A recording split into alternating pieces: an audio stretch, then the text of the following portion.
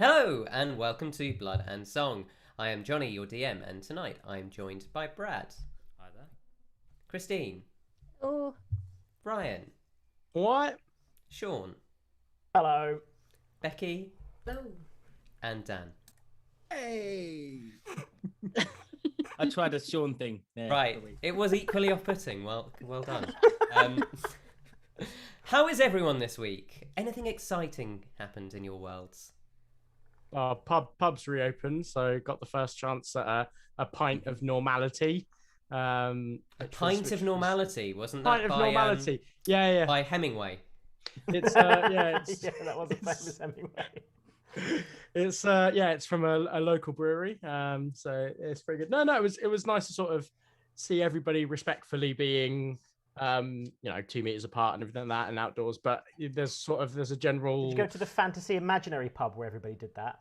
No. Stayed 2 meters apart. It was really good. Over the last couple of days, and there was definitely no respecting of the two. I mean, where the place that I went to had a lot of that and table service, which was great, and not having to, and just like the air was really lovely about sort of being so a pint of normality back in. I was on a roof terrace that only had me and the two people that I was drinking with, which was in the middle of London. Like, that's rare. And then we realized there were 3 roof terraces, and we all shouted to each other, had little conversations. That was nice. That was pretty cool. Who else was Seemingly coming up? socially distanced, isn't it? Yeah. Christine, you must have had a few. A few? Why does she look like that?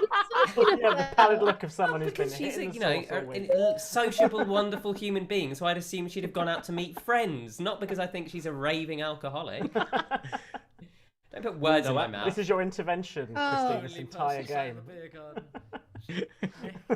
I mean, you've somehow managed to dig yourself out of the hole a little bit. I went to the Admiral's Arm. It's our local, and they've got a nice space outside. It's table service. No, it was really nice. Only went for a bit though because it's freezing.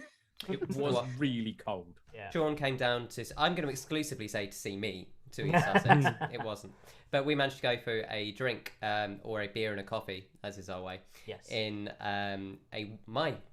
one of my local pubs down in Battle. And it was absolutely lovely, but it was outrageously cold. Yeah, it was ridiculously cold. And then I don't know, I was in sort of around Sussex for the week, basically, in a quiet cottage, trying to acclimatise back into the world in a sort of environment that wasn't central London. And we noticed that it was freezing cold in the middle of the day, but it was boiling hot at the start and boiling hot at the end. And I had no idea what was going on. I have no idea why that was, but it was like clockwork. I was helping out in my sister's garden, and one day it was 18 degrees, the next day it snowed. Yeah. What's England like? That is English weather in a nutshell. Talking of really British things, isn't there something quite British happening next week? Jorge. It's Saint Jorge's Day. Yeah. That's the Turkish St. George. He fought in the Middle East. So we have the patron saint. Someone else want to lead on this? I'm literally the worst person for this. He was the one that killed the dragon from Game of Thrones or whatever. That's what he Yeah, did. I We was all about to know say the same thing. he slayed a dragon. Didn't he also have the heart of it and could communicate with it, or is that something else? Have I got the complete? Hey, end of that one? let's go with that. Isn't that Dragonheart?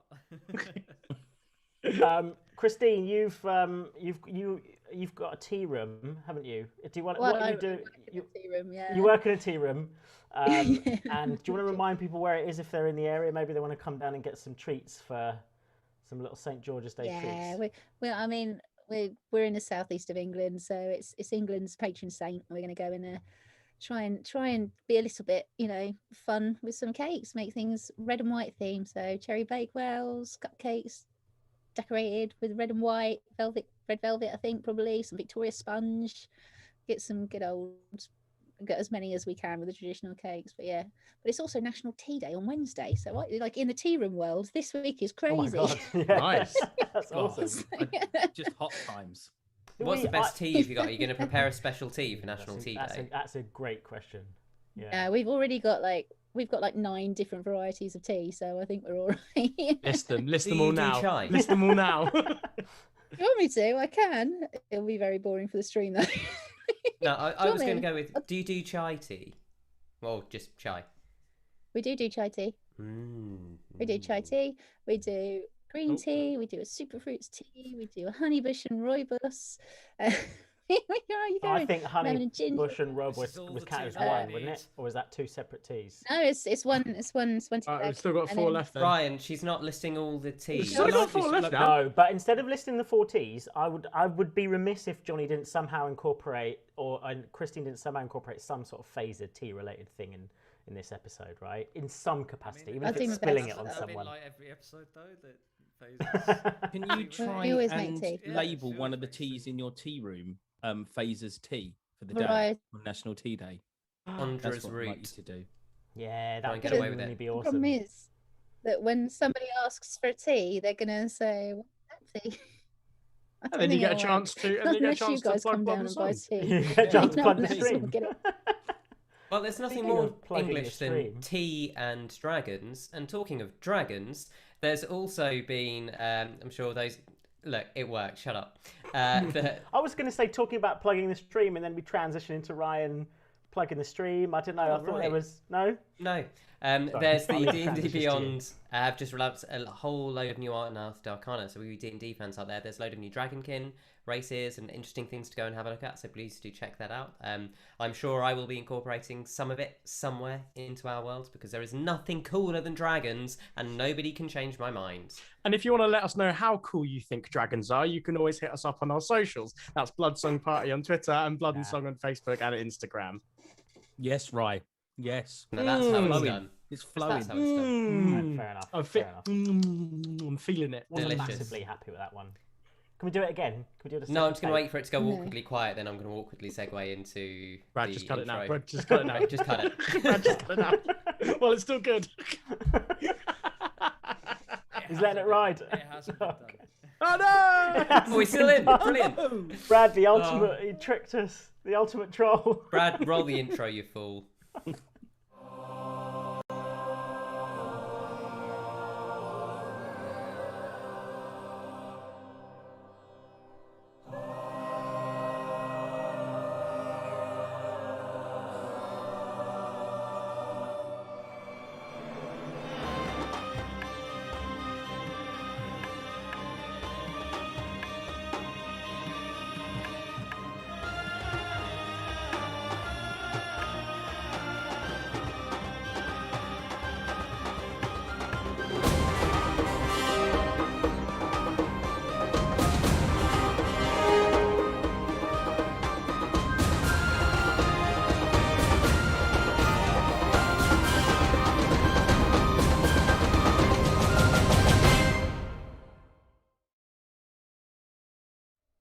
Hello and welcome back.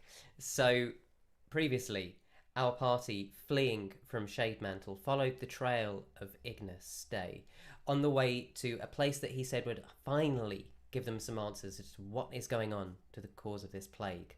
Along the way, they discovered several strange corpses, bizarre animals, bandits hanging from trees, and finally they found a cavern. And Blinky, the giant invisible tortoise.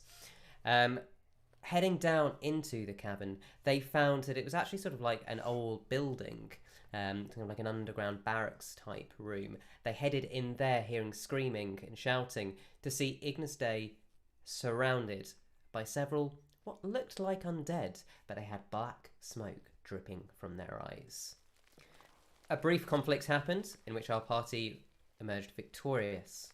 They headed down further following Ignis, and they found a deep shaft that they managed to descend with various successes. As they reached the bottom of the shaft, an overwhelming sound of buzzing, that of thousands of insects, filled their ears. And that's where we're picking up. So you stand at the bottom of this cave, maybe 15, 20 feet away for those of you who have dark vision. For those of you without, I believe some people had a dull light coming off, so it was harder to see. You can just hear this buzzing. What would you like to do? Seeds, I know you've like been talking to like masses and like horses. Can you also talk to things that buzz? I mean, I'm assuming so. That seems like a lot of them, though. Like, maybe, like, if it is, let's say it's bees, right? Could be like hive mind, you know? We are legion, we are everywhere and all that. Well, I could give it a try if you want me to call out to them. Sure, why not? I sort of draw my weapon just in case this negotiation between Seed and the bees doesn't go too well, or whatever those things I think are. we'll need a little bit more light. And I produce flame and I move the fire sort of through the tunnel. Trying to Okay. the way ahead a little bit. So as you light up the way, 15-20 feet ahead of you, you can all now just see in there, still very dim. For those of you with dark vision, it's black and white. For everyone else, it's very, very faded, flickering patterns. You see what looks like 5 foot long insects. They've got various patterns wrapping around them. Some seem to be a deep red, others seem to be yellow with black stripes, and they're moving all over the floors, all over the walls in a cavern complex. Just go and chat with one of those. Anyone will do, probably.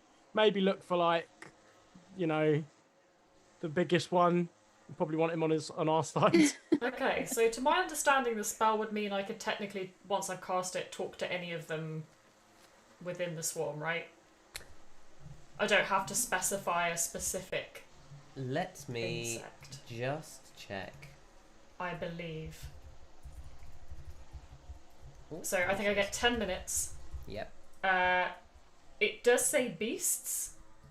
I've never delved into whether insects counted under beasts for the purposes of Dungeons and Dragons, so I I'm mean, just... An excellent question. Neither have I. I've suggested it because, I mean, it'd be interesting to see if it's a prospect. Like, it was... I'm curious to know how this conversation's gonna go, and also whether we get different voices per insect. I'm not putting anything into the universe. I'm just saying. Well, these DCs just changed. Okay, I'm gonna try it. Try. I'm gonna try it.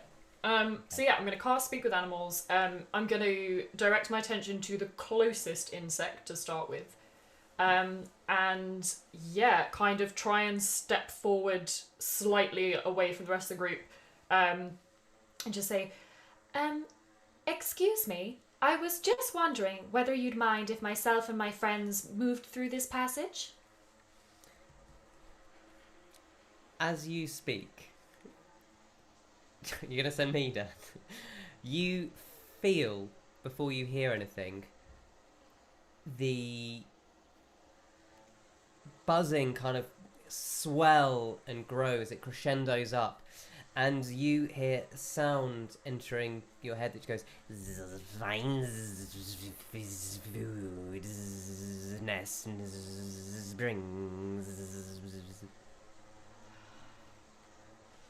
Okay, I'm going to turn back to the rest of the group and say, so the slight problem we might have here is I think conversation between these insects is a little bit more basic than you or I might have.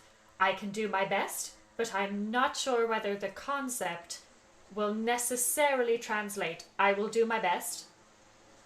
And then I'll turn back to the insects and say, I'll sort of gesture to myself and say, friend, safe, and then kind of gesture to the rest of the group and do the same. Make a nature check for me.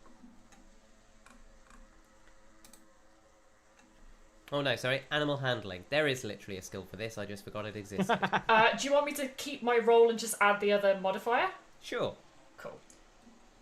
So that would actually have been a 16. My mod is a lot better on animal handling. Okay, so the creature you were talking to, how close have you got to the creature, by the way? To be fair, I was kind of thinking my reason for trying to step forward was just so that they could kind of separate me as an organism from the rest of the group, but I would stay within the firelight that Octavius has produced, so probably not that far down the passage. Okay, so like 10 feet away, 20 feet away, because you've got 30-foot range, haven't you? essentially? Yeah, probably about. I guess I'd probably try and stay a bit back from them, so maybe 20 feet away from them, if that works.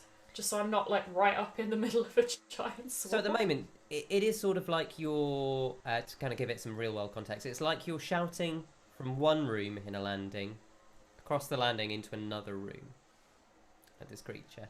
So you shout friends, and you hear unknowns can see. Okay, in which case I'll step forward and move closer and keep repeating friends safe. Sorry. Can you make a perception check? You As, don't have disadvantage. You will have disadvantage because the fire spell isn't leaving all the way into the room. I don't believe you got dark vision. Faeza, before we entered the dungeon, Faeza made a magical tinkering tool to cast light. Mhm. So she'll pass that to, when she sees Seed stepping forward, she's going to tug on her sleeve and pass her pass them the little device that she's got. Sure. In that case, you can make a straight roll. Cool. In which case it will be a 12. So as you step forward to kind of the threshold of this cavern, you can now see, and what you see is something a little bit like this. I'm going to turn it on and found so you can see. You see you are coming essentially from the south east of this when it loads up. You're looking into like a slightly open complex with these side tunnels rushing off. There are thousands of tiny flying creatures skittering over the floor, skittering over walls. The things that catch your attention are causing all the buzzing. Well, there are two kinds. One of them, the kind you can see the most easily, have these kind of four wings, but they seem to be almost joined by fleshy protrusions. And it is strange because the rest of their body is carapace, but it does seem to be flesh joining the fore and the aft wings. And they have got long proboscis that is about 2 feet long on about these 3.5 feet bodies, and they are all just floating around. The one nearest you kind of seems to start flying. I'm going to pop your token on the map just because you have entered. So you are literally right down there. That should show you. If it doesn't, please refresh. And the creature kind of flies over to you interestedly and starts kind of flying around you. What would you like to do?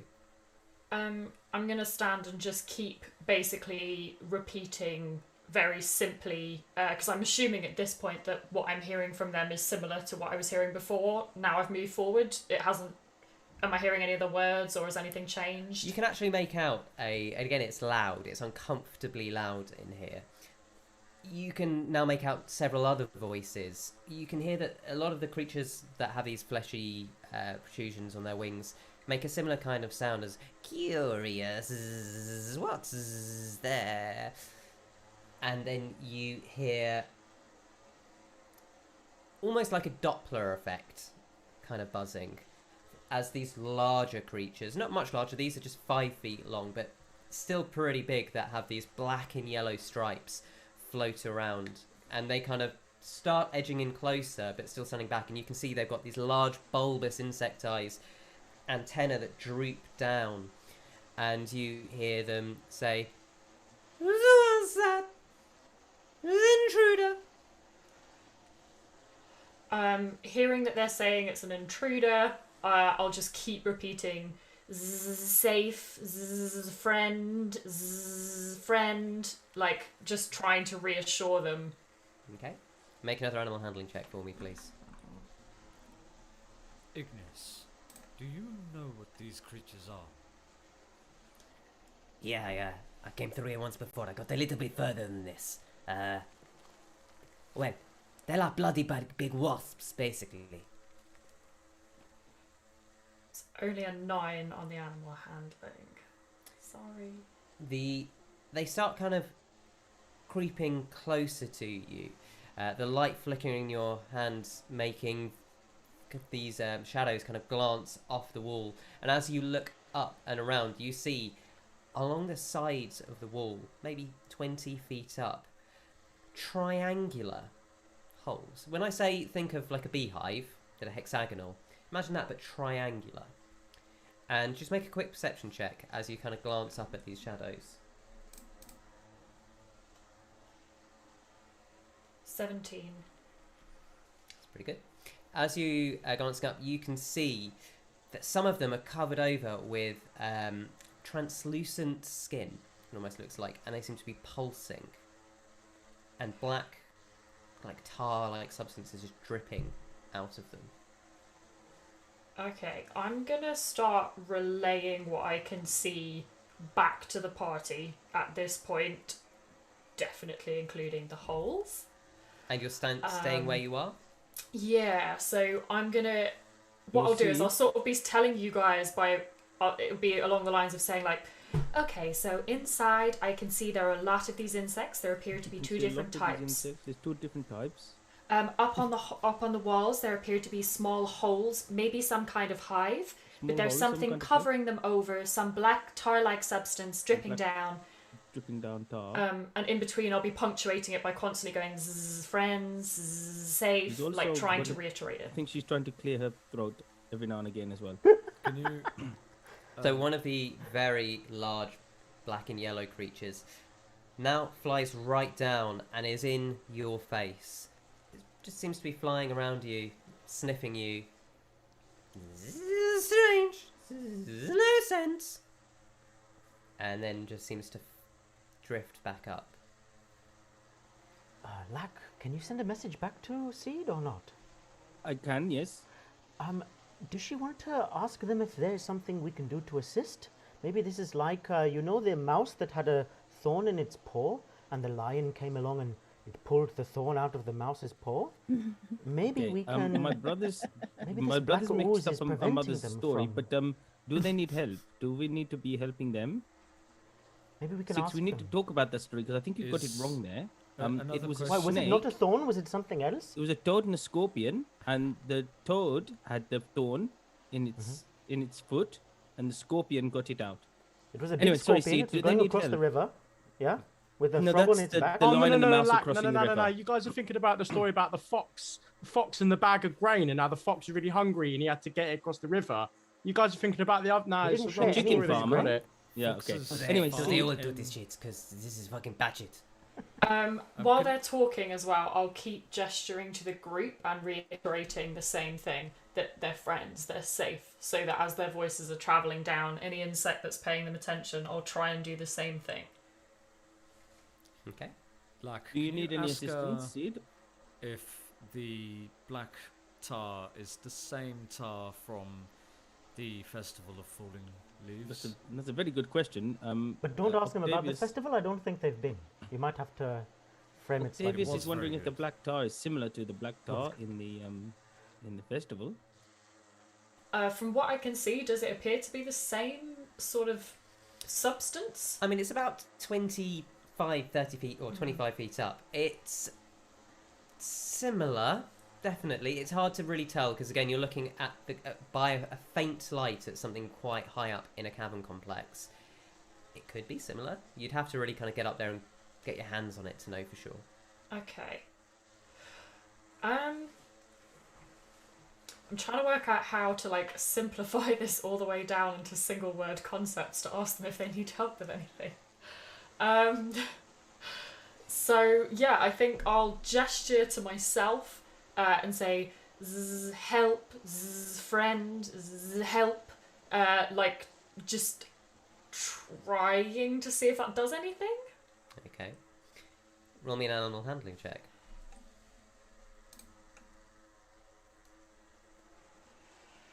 $15. Okay. So as you do, some of the ones with the proboscis on kind of buzz around you as the larger ones move away and say, zzz, food, zzz,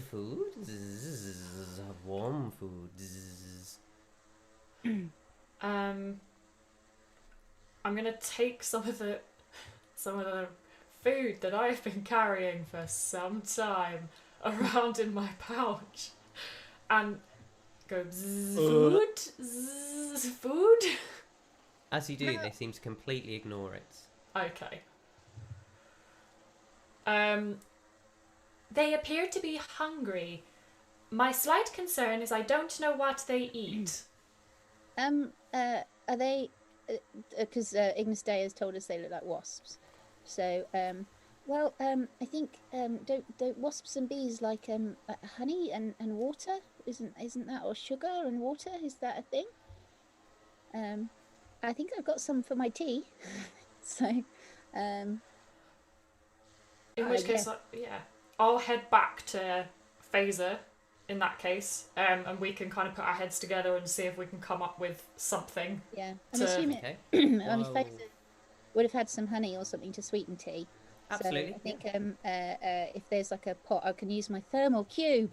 Yeah. To warm up a bowl, but there's a lot of them, so I don't know. So if I fill up a small bowl with some honey and some water and then heat it, that might help someone. I don't know. While that's happening, I would like to ritual cast locate plants or animals and try and find the queen of said hive. Okay. So that's going to take 10 minutes. So it probably takes about 5 minutes to prepare this bowl. And you now have a small bowl of kind of warm water and honey. A solution, essentially. What do you want to do? Do you want to take it, or would you like me to come with you? Well, they don't seem to have a major problem with me being there, so Okay. it might be worth us seeing what happens if another one of us goes forward. Okay, that's fine. So Faeza will go forward, holding the bowl out as far as her little arms can stretch, and walking very slowly forward. Okay. As Faeza walks forward, Seed, just about coming to the end of this 10 minutes you have on the spell now, but you hear zzz, warm, zzz, food, and they start flying down towards Faeza and the bowl. Okay, they seem to be responding. They're saying warm food. I assume that's the honey? Okay, and Faeza's gonna. I think perhaps if I put it to the side of the entrance, then step back. I think that would be good. So I think that's what Faeza's going to do. Okay. Chicks, I've always been a little bit scared of bees after our mother told us that story. What is it called? My young lady, my girl. Do you remember? She said about that bees in the story, My Girl, and that boy got stung to death by the bees. Yeah. It was very funny, wasn't it? I like that one. While they're talking amongst themselves, Faeza's going to say, maybe it should be to the Queen, like, you know, when we gave gifts to the ambassador. Perhaps we can say, would you mind saying to the bees, like, for the Queen, maybe? Okay. If they have one. I'll gesture to the honey and water and say, Queen, bzz, Queen, bzz, leader. So as you do it, you see them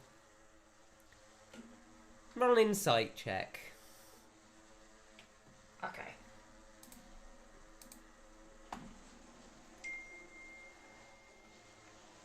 Uh, 22.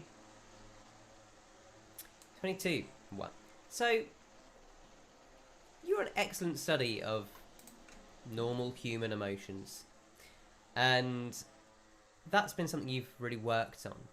And that's kind of led to you being fairly good at seeing how other beasts and animals react.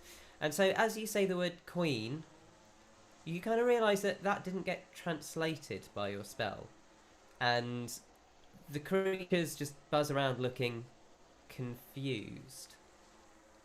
It's about this time that the spell will complete. Octavius, you sense hundreds of thousands of beings. You can separate out about 20 larger ones in this chamber, but nothing larger than the two you'd already heard about. Right. Octavius, if we can your bird go up and inspect? Because if we could maybe clear the nests, perhaps they will go back into their homes. I mean, we could always just set fire to it. I'm just saying. Well, if I summon my bird, that's exactly what will happen. It always summons with an explosion. Always. Some kind of design flaw, I imagine. Well, Well, last time I I was think- here, you see, I could send them all to sleep, but I had to do quite a lot to get here, and it's tired me out of all my shit a little bit now. Can I just ask? I think that it's not just food they want; it's also warmth. So maybe and are there any stones near the entrance? Yeah, I Anything gotta there? say they definitely wanted something warm last time I was here, but Yeah. it was me. Right. Okay. I Is mean, there anything? some kind of hybrid, some kind of mating. Are there any stones ritual, around or- the entrance that are in reaching distance? Yeah, it's a cavern. There's tons of small stones and Okay. detritus lying around. So Okay, you can easily so- pick up a palm-sized one. Faeza is going to pick up a couple of the stones, cast prestidigitation on them to warm them, Yeah. and then roll them into the cavern to see if the creatures go towards them. They roll in. They seem to ignore them. Okay. Well, that was worth a try, I guess. What are they doing with the food currently? Are they going They're towards it, floating or- down, and you see the ones with the proboscis hovering over it, and then moving past it towards you, Faeza. Oh, good. Guys, I think I would like to wild shape into the same type of creature and then move past it whilst trying to do a follow me sort of thing. I can't speak obviously any sort of language that they speak, but So you wild shape into the creature that you see reaching out with your natural essence, and can you make me a wisdom saving throw? a wisdom save. Okay, interesting. Can indeed, sir. Do a little butt 21. dance. Woo! So as you transform into, so which one are you transform to? The one with the proboscis or the black and yellow ones, the larger ones? The larger ones. Okay, so as you turn into one of the black and yellow ones, with these beating wings, you suddenly feel very different. You keep your mental abilities, but something you do notice gaining the physical attributes of this creature is a deep, deep hunger. A deep hunger for something warm That does and not sound crunchy. good. That does not sound And And you Sounds suddenly sounds flying in like front of the party, Ryan IRL. and you look at them, and for a split second, the insect brain thinks, Faeza's bite size. Before Oh. Octavius reasserts over the creature and says, no, allies, come on, I'm in charge. And you buzz past. Can you make a animal handling check if you are trying to... I can. Oh. Where is it? +5, 19. Okay. So you buzz past in your black and yellow shape, slightly bigger than this smaller flying creature. And it sees you and turns to follow, and follows you back into the cavern. everybody, I think that was a bit of a close call. I don't think they actually want the honey. I What think they do you wa- think they want? Well, Oh, savoury. Are they savoury? These lot. They like a savoury Godly. rather than Faeza. sweet. Cheese and Yeah. crackers. Yeah, something like Stuck. that. Yeah. I think maybe they think they might want to eat us, but they were getting very close. Whoa. Let it be known, in this cavern or anywhere else, Ripper ain't no snack. He a whole meal. All right. I mean, you don't have to tell me. I think you have to tell them. But Brian, that's a t-shirt, mate. He a whole meal. Ripper, for your whole meal. I don't think they're gonna let us past very easily. Seed, what do I do now? So There's hang just on, I can't understand Why that. not How take come? this it's Anyone? worn off. You just Oh, see is what it you worn know off? to be Octavius, Oh, damn it. because along its black, its yellow and black stripes that form over its abdomen, there is just thin tinges of red, and on the soft fur on the thorax, the soft fur is coming up like tiny little matches. Okay. Uh, So Octavius is in there. I'm pretty sure if we all advance, they're going to start trying to eat the warm food. So does anyone have any good ideas for maybe shielding us to walk through? I've got an idea, and I look at Octavius. So Octavius is the thing, right in the mandibles. Right at the mandibles, and I'm like, And And then I- teeth. Yeah, looking me in the mouth. yeah, well, I don't know where your eyes are. And I give him one of these, and then Ripper just starts twerking, like to do like a dance to distract them, and then he turns around, he looks at Octavius again, right, and asks for a nod, Yes. and then starts twerking again. I sort of give a stay buzz, or like a look over there buzz, and try and Yeah, move and away I'm around the edge. pointing over there. Yeah, and then just start twerking again as well. Yeah. Okay, well, Johnny has no idea what that was supposed to mean. No, I neither think does Johnny's Chris. misinterpreted it, so I'm hoping Brad's. So I Gonna- think I feel spin like some magic. Ripper's limited knowledge. He would know that like bees do that dance to attract people, to attract to the mate that It'll mate, make me right? dance. And Right. And- Because I thought you were telling Brad to just go in there and twerk. Yeah, well, so that's did I. basically- So I'm that's- glad but you that- but clarified. That's sort of like what Yeah. Ripper. Don't that's worry, sort of- I because got it, Ripper. that's all I he's got thinking about. Like Right. that's how he can move his I was gonna say abdomen. That's not right. Gluteus maximus, or whatever the bee equivalent is. Oh, cue fan art of Octavius as Wasp just twerking. What would you like to do, Octavius? look over there, and then just like scoot around the edge. So as you fly in, you can see a tunnel going off to your right. You see the cavern opens up, and then it sort of bends round to your left a little bit further ahead. Where my are God. you flying in? Back to the pie. Back to the pie. Okay, I don't, so you're now just buzzing by the party. I don't think I'm going to go any further into the cave by myself. Octavius, I thought you were gonna do a sexy bee dance for them and get them to follow you and attract you or something. Yeah. All right, look, I'll do it one more Can't really time, right? answer. And Ripper starts twerking again. So as you start twerking, Ignis does look around at those of you who are still in sentient form. Goes, I got to be honest, this is not what I expected traveling with you would be like. I thought you'd be a little bit, decisive. This is fucking weird, I'm not gonna lie. Do you want me to just set fire to everything? Measure twice, cut once. I'm That's gonna what I'm gonna my- get to the edge of the party That and makes I'm gonna sense. unwild shape. Did we Ignis, pass any animals? Sorry, Becki. Did we pass any animals on the way in? Dead or alive?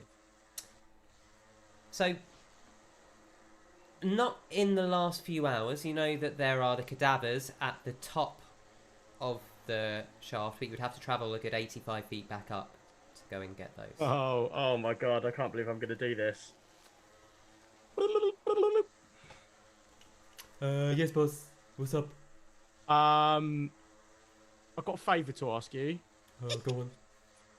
Can you come down here? Oh. I mean, I will, but me and Blinky were just playing apparate, marry, or travel.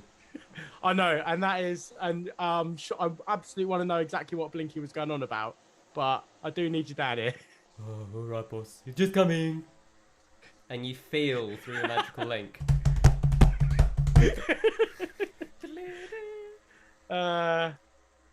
I know. I mean all the way down here. Yeah? Yeah. How many hit points has he got, by the way? That's a good question. How many hit points does a warhorse have? Just find that for me. Of course I shall. Can he jump down a crevasse? I think I did see quite a lot of these things down here. Fire might be our best route. Apparently only 19, so I think he's probably not going to make it. Oh dear. We'll find out. That was a lot of dice. I mean, look. It was an 80. I've looked at my notes. It's an 85 feet drop. Yeah, narrow drop. He could roll ones on all of them. What are the odds on that? Someone do the maths. I mean, well, the thing is, like 19 is the average, in it. You know, it's 3d10 plus 3. So Roll 3d10 plus 3. okay, fair enough. I will do that. Yeah. By the way, the Let's chances ramp up of the all tension ones whilst he's is rolling. Astronomical. He takes 21 points of full damage. How many points of full damage? 21. I just rolled 21, so that's plus 3. So he has 4 hit 24. points left.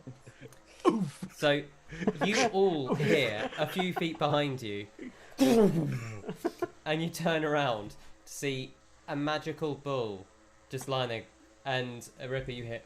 Oh, I'm not gonna lie, that's a little bit deeper than I thought it was gonna be. Uh, I know how that feels.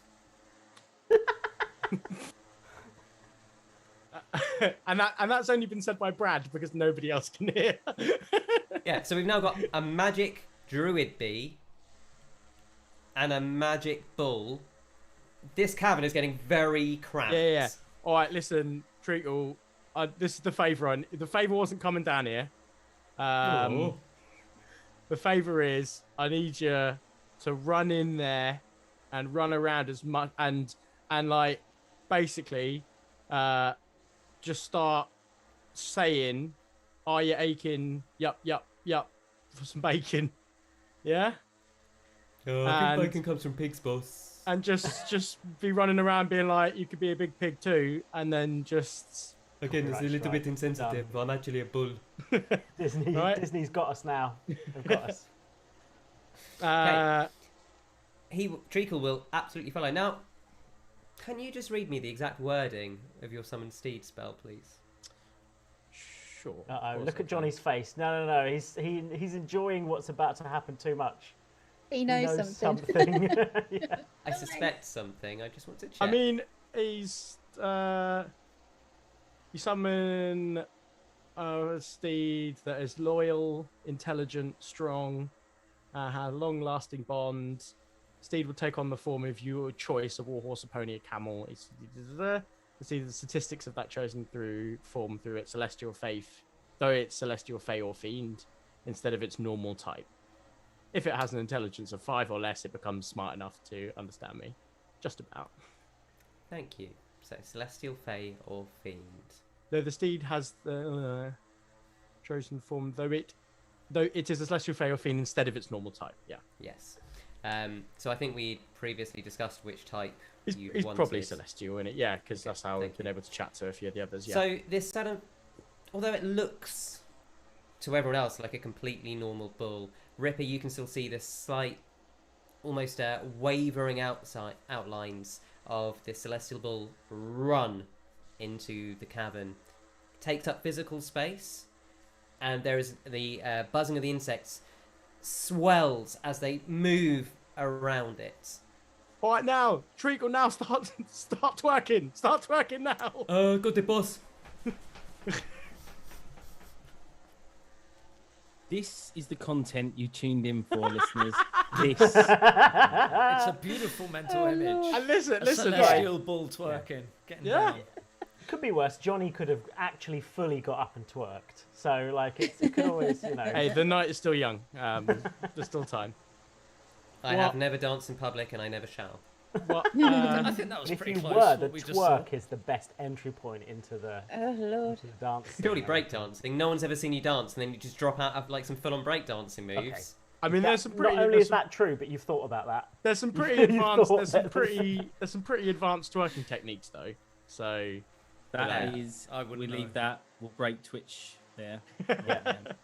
Okay, so you now have a twerking celestial bull in the middle of the cavern complex. a lovely warm big hunk of meat. Dan, this is what happens when Lack and Six stay at the back and wait for the plan just to been form waiting for other before- people to do in case we stuff. have to fight. We're getting We've got ready. a twerking bull. Yeah. But you have also got Octavius as a giant hungry wasp. Great. Yeah, So- oh, okay, well that's fine then. Starting Yeah. to saliva a little bit, looking at the party. Ignis, did yes, you say you got further than this point before? Yeah, a little bit further. There's like one more cabin after this, and that's the point. Remember I told you there's like a big thing I couldn't get past. Okay. That's where but that thing is, yeah. would you care to share exactly how you got further than this point? Right. Well, what did you see? Last time I came here, was no bloody bandits. There was none of these stupid big fucking creatures. I just got there. Well, it's a long story. It probably But don't did matter. it involve a wasp and a twerking bull? You know, it really didn't. This is the first time I've ever seen such a thing, and I got to say, it's pretty spectacular. Oh, you're welcome. You're welcome. So what I did is I came down here. I floated down like I did before. And then I came in here. I turned myself invisible. I thought I'd sneak past the bastards. I got a little bit way in. And they all flew at me. No, it wasn't very good. So what I did is... big fireball. Incinerator, load of them. Jumped forward. And then when I got to the end, I just like... sent the rest to sleep. It was pretty bloody good. So, do you think it was, because they keep saying about warm food, do you think it was your heat that gave you away when you were invisible? Yeah, I think it's probably my heat and my smell. I don't know. I'm not really like into the insects. It's not my thing. I'm more like magic. But they definitely tried to eat me and my face. It's too beautiful to eat my face. So Is the twerking bull? Are they trying to take chunks out of Draco? Roll me a D100, Ryan. Okay. I'm not just going to say no. We were going to leave this up to the dice. This You is the need, I will twerk tell you level. now, Twerk like, I'm level not seeing what you rolled. 100. You need equal to or below your level. Equal to or below my level. On the D100, so that's a 5 or less. I got a 40. What it looks like is if you've ever been to a Coldplay concert, and And if you have, get off the stream right now. We don't want you here. hey, don't Alright. go bad mouth Coldplay to me. They They were Love one of the Coldplay. best live performances I've ever seen. Yeah, genuinely fantastic. Brad, you're off. You're off, mate. I don't even care about how long our friendship was. It's like when one of their glitter shows, which are the most impressive glitter shows I've ever seen. The swirling mass of insects is kind of reflecting almost in the dim firelight. So you just see treacle as though it's some kind of weird snowfall / glitter party, but they are not nibbling on your celestial bull. Octavius, I know exactly what this needs, right? You need to light him up. You need to light him up with that fairy fire, yeah? That it isn't hot. No, I don't mean like light him up like that. Doesn't mean- You know, Lack, this might actually work. I mean, Maybe. this is. I mean, I've already expended quite a lot of resources here. Oh, I didn't realise it costs you things to do it then. Do Don't we worry. just have to run really quickly? That has never I worked, think there Lack, in the definitely history needs of to any. be some kind of fire. In a race? it does. Ignis, do you think you have any of the same skills left within you to pull off what you did before? I mean, I can do. I've got to be honest. I've not got a great deal left after fighting all those blood creatures. They're fucking huge. But I get. Well, it's a little bit embarrassing. I can't set fire to many things anymore. Don't tell people. It's since I've been studying all these new things, I lost the ability to do that because It happens. I've heard it happens at different ages. So, Yeah. and anyone. it's a little bit embarrassing. I can't set fire to them, but I could probably set them alight. You know, Ignis, if you set the black ichor alight above, that might give us a distraction at least, and at most it might actually help these creatures. And then we run through, Okay. as Lack was saying, the turtle and the rabbit, remember? The turtle jumped on the rabbit's back, rabbit took it to the finish line, it jumped off right at the end, it won. I'm not We gonna can do, bloody like- lie. You people talking a lot of metaphors. I have no fucking idea what you mean half the time. Oh, it's just an endearing thing, you know. Right, okay. Yeah. Well, look, you want me to try it, I try it. But these things, if they're gonna go vicious, if I try it, they're gonna come at us. So you wanna, be around to stop me getting stung to death? I give it a go. Okay. I'm going to suggest. I mean, I've got the gift from Thorn, which was the I forgot what it's called, all-purpose tool, which lets me cast many different cantrips. So maybe if perhaps I can produce flame or something, and maybe that will help. So above the table, produce flame will produce. It's basically, think of it like a magical lighter. It will help you. And that won't work. Yeah, but you could use it to do something like fire bolt, which will, if you think of it as like a single flame, like a bullet, rather than for something like a sustained flamethrower effect. Those tend to be first level spells and up that actually do that. But fire bolts would produce a magic attack. Produce flame or create bonfire. Two other cantrips would create kind of smallish local flames. Control bonfire could work if it's got something to burn. Control flames or create bonfire? Create bonfire, sorry. Yeah. And you need something to burn. Well, let me have a little look. Sorry, because this spell gives me all of the cantrips, so I have to read them all because I thought I'm never going to remember them all. So I have to quickly look at them. There are a lot of cantrips now. Yeah. I mean, control. Yeah, control flames doesn't work. I'll probably be able to do some create bonfire, but I think I do need some stuff to set fire to. What do you say? Can I see you from here with dark vision? How big can it be? 5 foot cube, I think. Yeah, but that's the bonfire. So the bonfire would slowly grow if you fed the fuel, but that would take time. If the oil was flammable, the oily stuff on the walls and the top. You can see it with your dark vision.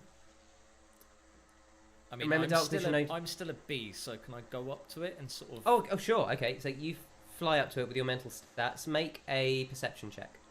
Perception. Okay. Ooh, that's high. 26. Ooh. 26.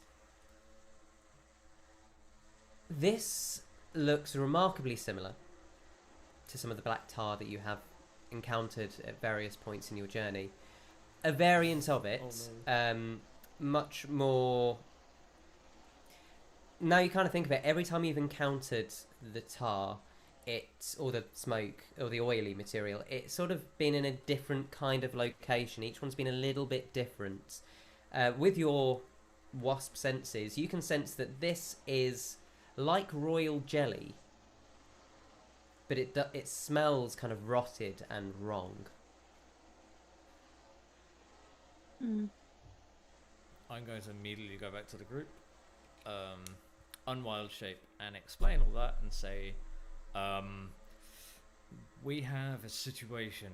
That oil is the same oil that we all know and dislike. This is a palm oil because it's ruining the planet. This is a predicament.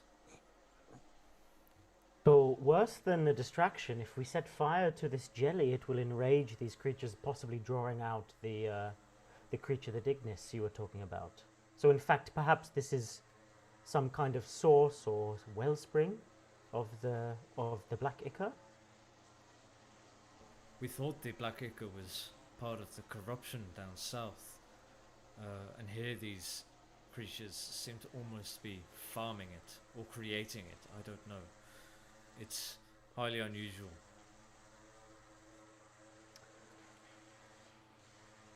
My suggestion is that this area and these creatures should probably be destroyed.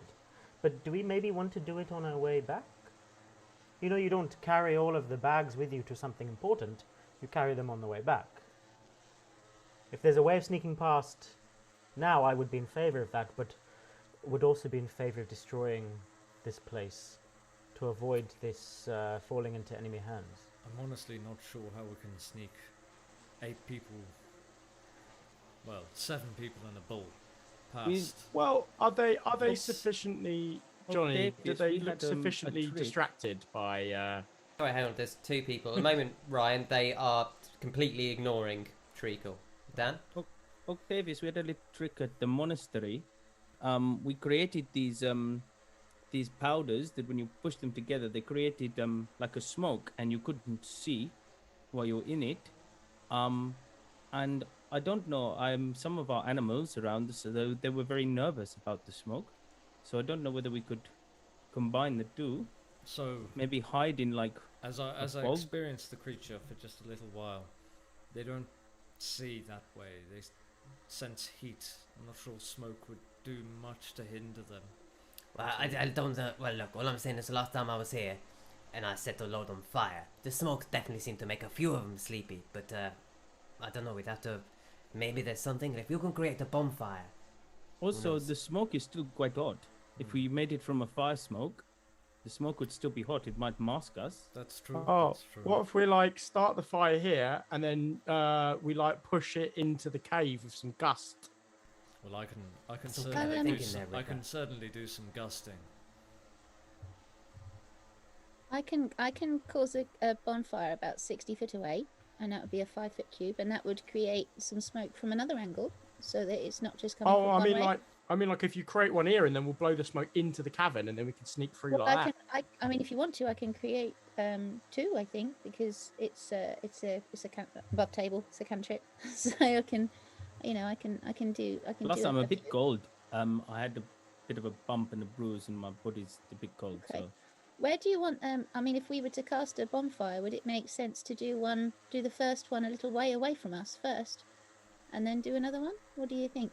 I cast a guidance on Faeza and I say, yes, that sounds like a good plan. So Nice, now so- you have a D4 Okay. added onto whatever Um, check you do next. So I'm going to say, can you make a... Thank you. I'm going to call this a tinkering check, actually, because you've probably got enough knickknacks in your pouch, in your packs, and between you, you've got some rags and things. It'd be a small bonfire, but you could probably have enough to get going. Just thinking about it, in your packs, has anyone got anything flammable that they might add to affect the DC of this check? I'm going to be boils. concentrating on gusts in order to blow the smoke into the... Yeah, that's definitely going to help. I I will mean- check I've got my a tinder pack. box. Yeah, I've That got would a tinderbox help and a torch, but I don't think that's going to help. I've got Well, I've got- torches are long pieces of wood, so Yeah. they would absolutely work Yeah. to kind of maintain it for a few minutes, definitely. Well, got- I'm guessing. Might try and wrap some rope. Can I use some of my rope to aid it in some way? Oak yeah, I've got a um, block of incense, which is smoky, right? yeah. And smells lovely. So Mm. So if we cast if we cast create bonfire up in the top corridor, there's like a down the right tunnel as we look at it. So at the moment you're not so actually ignore. in the chamber, because you two have backed No, off a but bit I've now. seen it. I've seen it though, Okay. haven't I? So if I said to the guys, there is a tunnel to the right, so I could cast it down there, and that might cause some confusion as to where the smoke is coming from. I can don't know do. how they'll react, whether or not they'll. If you want to cast it there, you will need someone to take the tinder and things into that point. Whereas if you cast it from where Oh, you are really? now, Yeah. you've got all the materials to actually create a nice little fire. Could Treacle carry things? You could put them on Treacle if you call Treacle back. What Up do to you you. think? Can Treacle carry things? Because maybe Oh. Treacle could take it over there. I mean, you could just like put it on his back and see if he'll take it there. What's up, boss? I'm getting into my groove. How's it going? Are they biting? Oh, I don't think it's twerking. Mm. oh, you've been sitting on that for half an hour. Nice. that Well, genuinely took a minute to get in. I appreciate that very I much. kind of heard that penny drop. Yeah. All right, we'll come back here. I've got another task for you. Yeah, all right, boss. Johnny, were there vines on the way down? Did you describe in the hole there were sort of vines on the way down? There had been loose vines kind of nearer the top, and then you'd fallen into the cave Right. complex. Just wondering didn't- whether. I think since we Faeza fell, grabbed is it- hold of one, didn't she? And Yeah, are there any There's vines loose down there vines we at the could throw bottom, on? yeah. 'Cause they tend to make like acrid smoke, don't they? Like Sure. burn, like Yeah, any kind of Okay. wet wood or wet foliage that would Okay. cause smoke. I feel fairly confident you'll pass this check. So you managed to call Treacle back. You're going to pile the things on him and tell him to go to the right-hand side of the cavern. Yeah, to up the tunnel to Okay. sort of just before it opens out again. Okay. So he goes there and he kind of drops the things on the floor and they clatter on onto a little pile. Yep. Cool. And then Faeza will cast create bonfire down the bottom of the tunnel. So Is using your new everybody ready? Does multi-tool, everybody- it kind of, again, because it looks a little bit like a screwdriver to begin with, you almost flick it like a wand and like a sparked flame just shoots out and ignites it. Can you make a tinkering check, because this is using your tinkering tool? So that's intelligence plus my proficiency bonus, isn't it? Yeah, Is it? or plus double your proficiency bonus because you have expertise, don't you, in tools. 1d4 Okay. for guidance. Plus a d4. I got a natural 20. Yay, well This is going to be a done. high number then. Okay, here's the d4, which is a 3, and then it's intelligence, which is plus 3, so that means plus 6. Plus another 6, so it's plus 12, so it's 32. Do you think I've done all right? Nice. Wow. Yeah. Bang. Faeza did the good. highest This is score the I best ever fire got. anyone's ever seen. It's as you all see the little like spark come off, and it's not like you've seen Octavius use fire, and you've all previously seen wizards show you fire, and you're used to sort of like like I say, almost like a bullet or a fist-sized flame. This is literally like someone flicked a match across the cavern, and it kind of John Woo slows down and spirals, and it's almost like all that stuff had been covered in petrol, even though it hasn't. And you notice some of the black goop dripping down, pooling, and it catches fire. And then you lose sight of it because just the vines start producing this really thick, acrid smoke. There's a little smell of kind of burning rubber, but then there's a bit of incense there. You back into the main corridor, and you suddenly hear thump, thump, thump, thump, thump, thump, thump, thump, thump. And then it takes about 5 minutes, but within 5 minutes you stop hearing buzzing and the cave goes weirdly quiet. Okay, go, go, go, go, go, go, go. Okay. So yeah, we're going to start moving through, I guess. Light jog.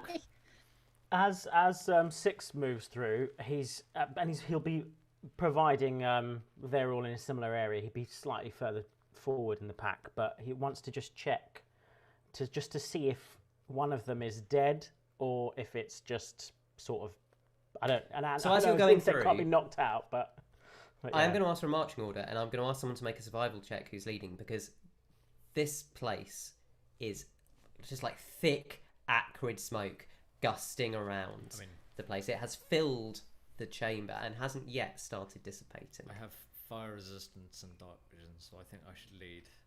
Okay, Six will place a hand on your shoulder just to sort of make sure that he's an arm width behind.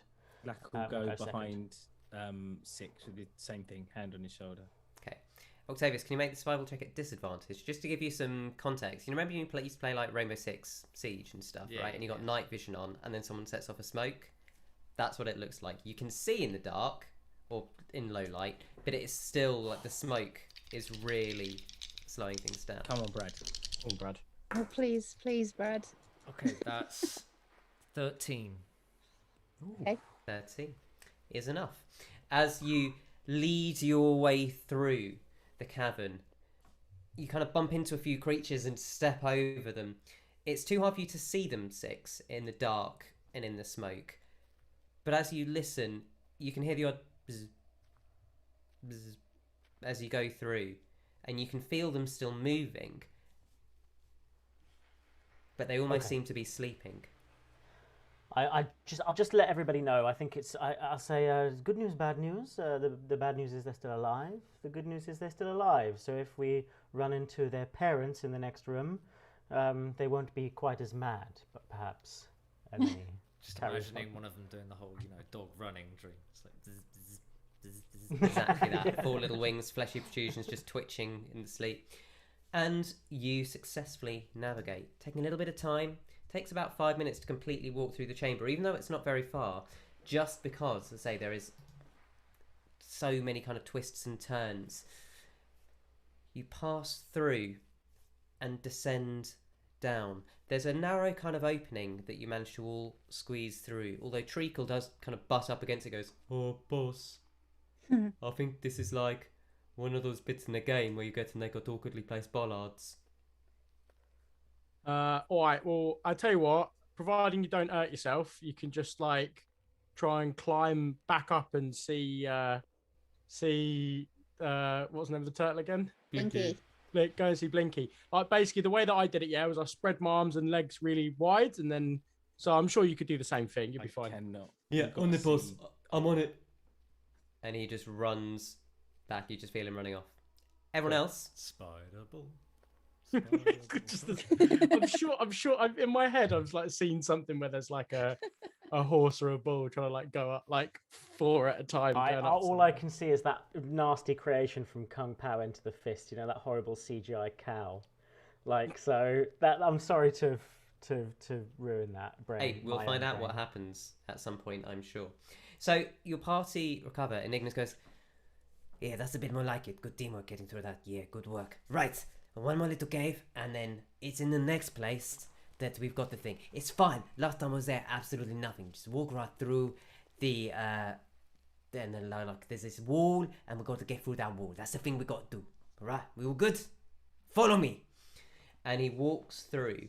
And even though it's very dark and you've got the cube with light on it, and a few of you have got your your dark vision, you walk into this cabin that's maybe 40, 50 feet round. And as you walk out, you suddenly see it kind of splits into two directions. I'm going to, just to save myself describing this, I'm going to activate it in Foundry so you can see it. So on the left-hand side, there is this narrow ledge. Sloping down to the right, there's a brief, almost kind of natural ramp onto this kind of uneven, pitted ground. And as you walk in, the first thing you notice is that littered all around the cave, kind of greenish, brownish bioluminescence. And you just see dotted around small, growing, might be lichen, it's hard to tell. So you are entering from the south, to be really clear. At the moment, you're not in the chamber yet. You're standing in the entrance. Is it glowing? Did you say? Not like not enough to see, like, but yeah.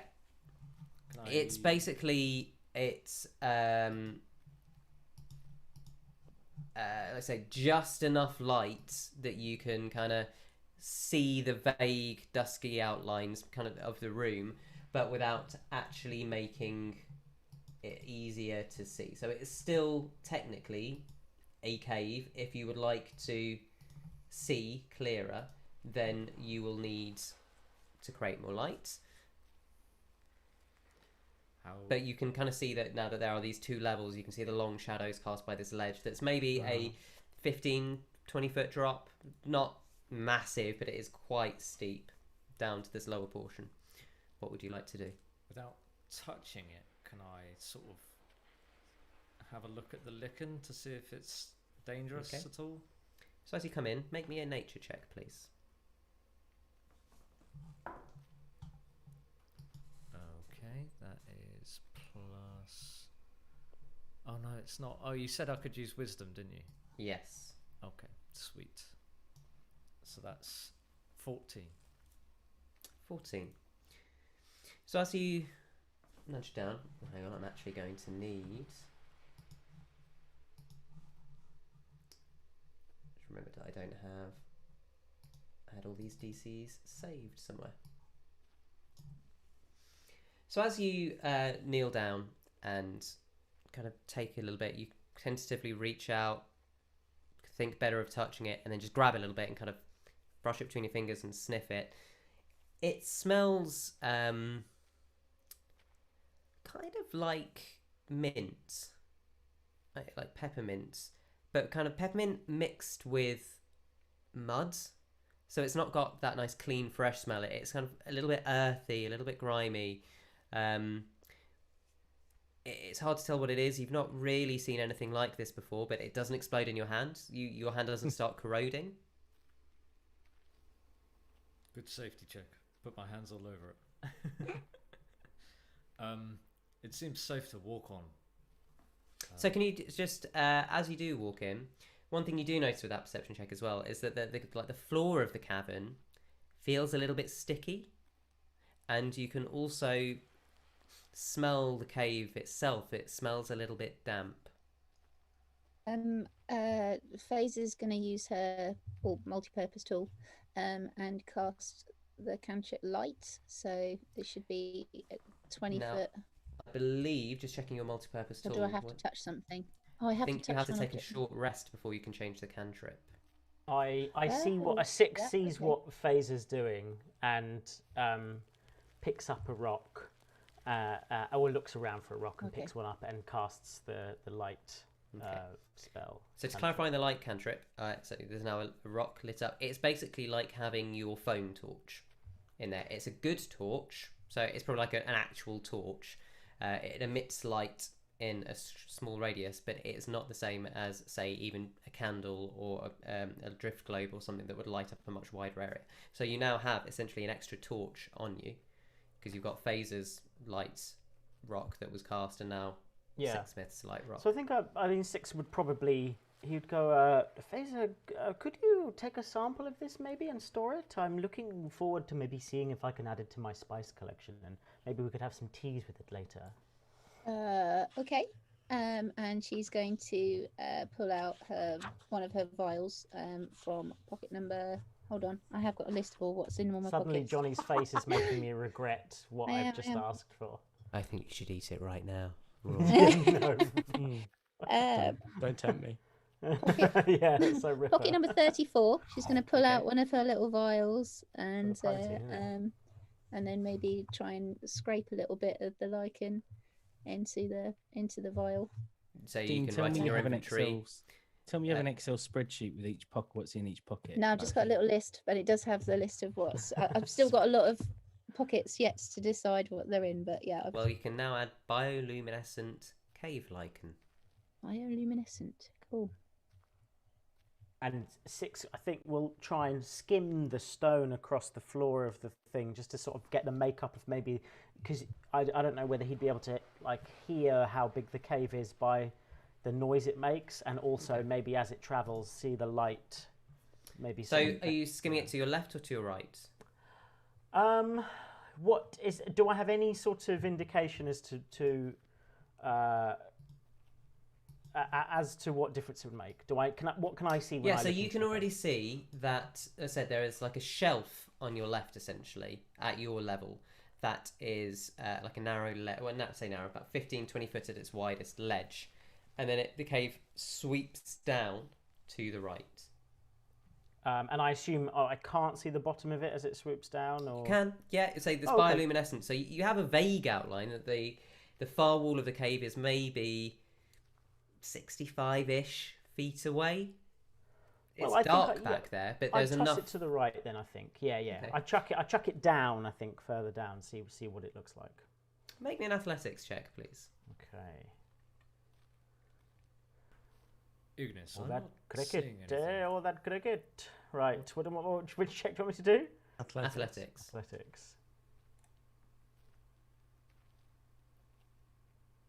21. So you skim this stone and or what you actually hear is as it skims down, you start to see bits of crack in the stone, and as the light flicks over it, can you make a perception check for me? Anyone who's having a look, watching the stone. Yeah. I was going to ask Ignis a question, so I'm not.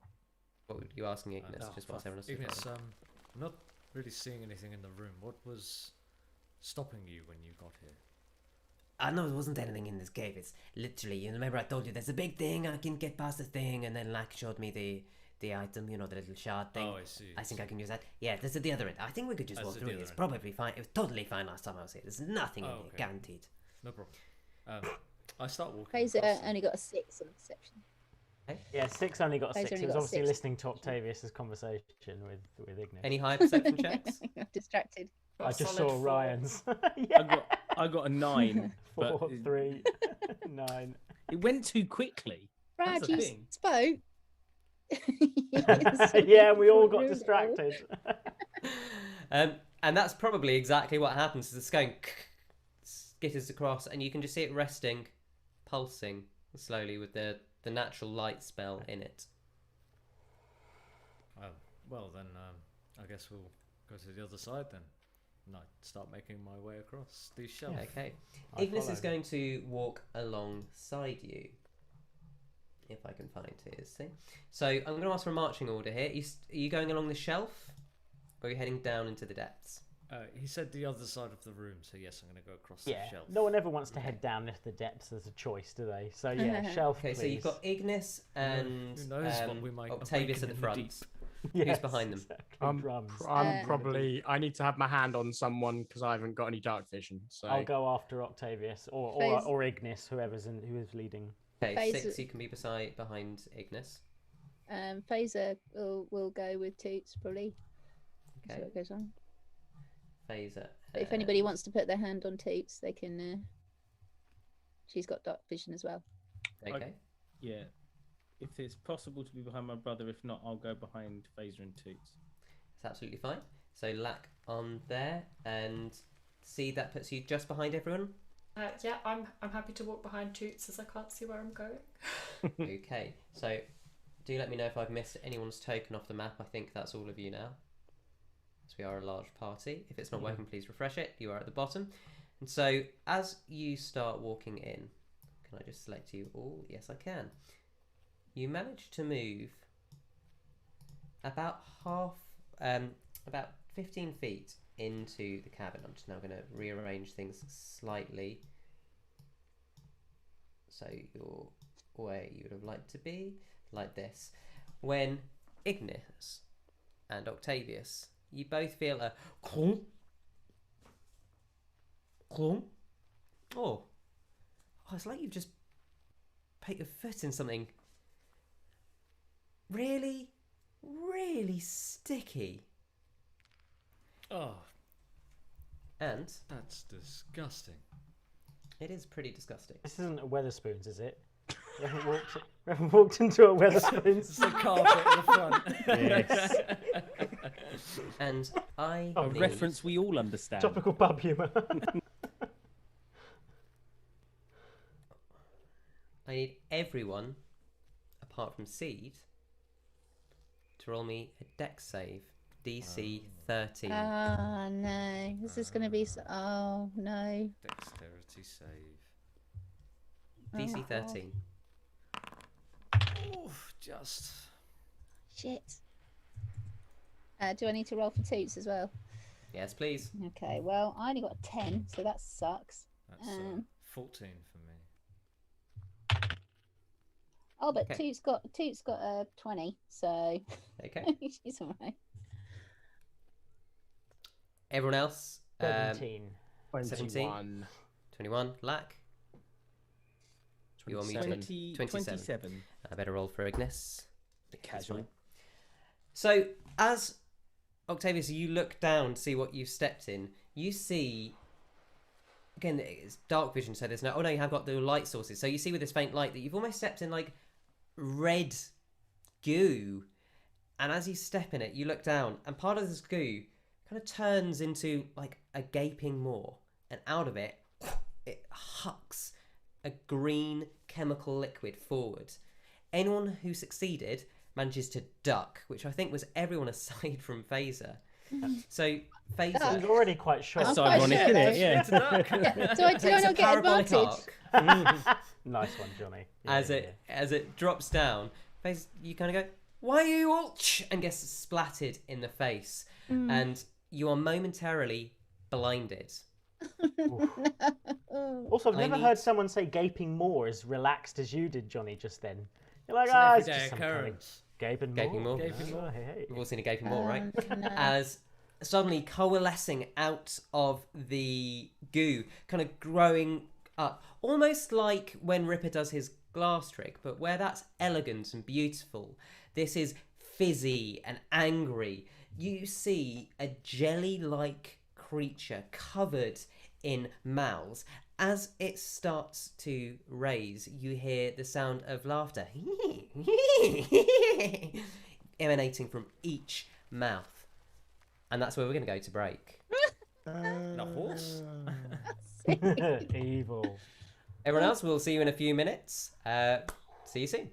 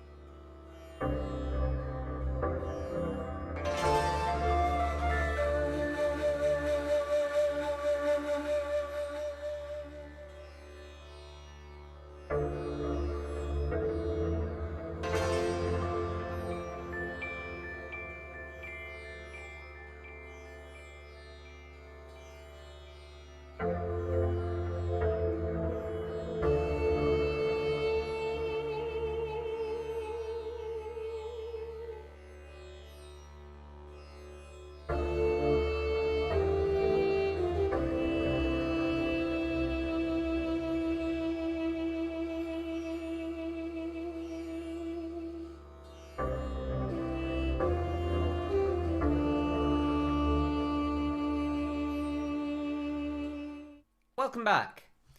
Before the break, our party were getting weirder every time. Our party had just stumbled into some caves where you'd somehow managed to sneak your way past an entire hive into a seemingly empty cave where Octavius and Ignis just stepped in some red goop that spawned a load of laughing, gibbering mouths that then spat something at you, blinding Faeza. And I need you all to roll initiative, please.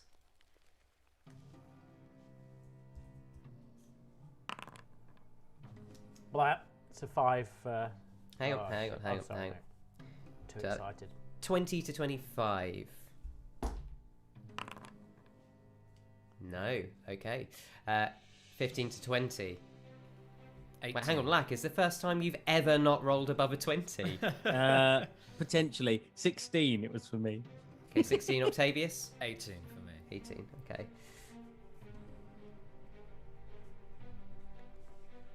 Uh, 10 to 15. I couldn't hear you there, Ripper, you're muted. 10 for Ripper. Okay.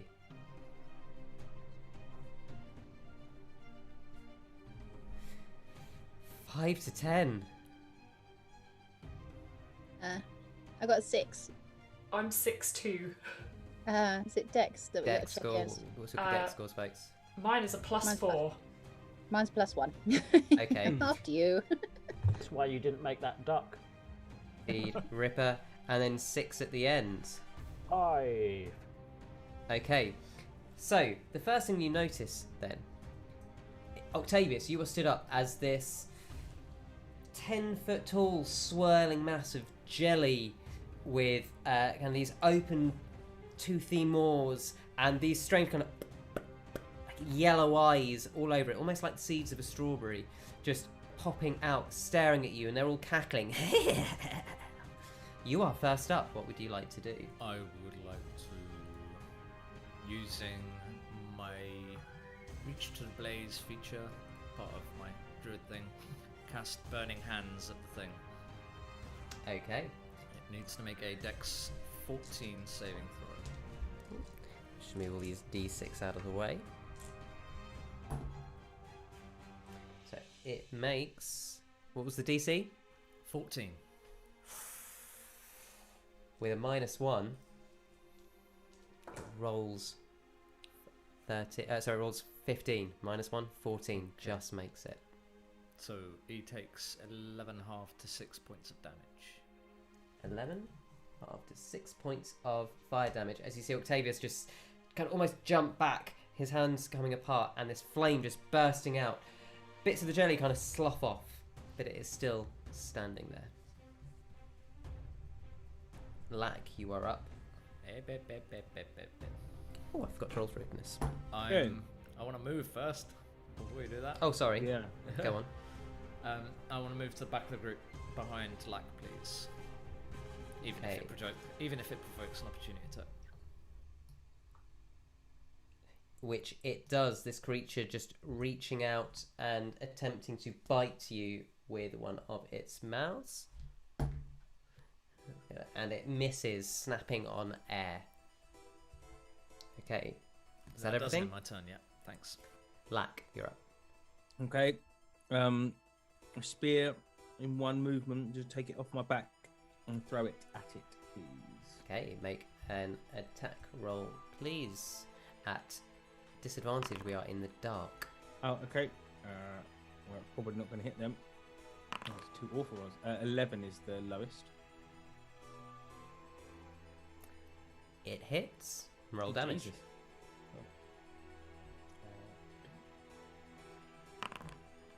That is 11 points of damage. Okay. Flying through the air. And then I am going to take a step back next to Octavius, if possible. Okay. And then I'm going to drop into a stance, which I'm like moving from foot to foot. I'm taking the dodge action as a bonus action. Bonus action. Okay. So, yeah, you see Lack throw a spear, which then apparates back into his hand as he jumps back. It is now the creature's turn. I realise I've misread one of the rules, so we're going to do it on the creature's turn instead, just to make it a little bit simpler. Can everyone make a DC 10 wisdom save, please? Everybody. Okay. Everybody. Oh, thank God. Your big man saved, didn't he? Oh, that's a 3. What's my plus? It's +8. Ooh, 11. Oh, I got a dirty 20. Did everyone pass? I got Wait, a 10. What was the DC? 10. DC is 10. I've got a 6. Oh, 24 for me. It is my Okay. name. 22 for Ripper. 6. As you finally kind of get a sight of the creature, the babbling laughter creeps into your soul and is actually a little bit creepy. It kind of overwhelms you and you find yourself just kind of momentarily shaken. Currently, you cannot take reactions, and on your turn, I need you to roll a d8, but it's going to be a while till we get there. Okay. I think So I'll also, remind you can about I think for 6, it feels like the cavern is closing in on him. Yeah, absolutely does, with this strange creature around you. It is the creature's turn. That was not its thing. That I'm going to treat that like a lair action, because you're supposed to do that every time you get within a certain distance. It is going to take its turn, and Ignis is right in front, so it's going to take 2 attacks against Ignis. Hits and hits. Oh, that hurts. 3, 5.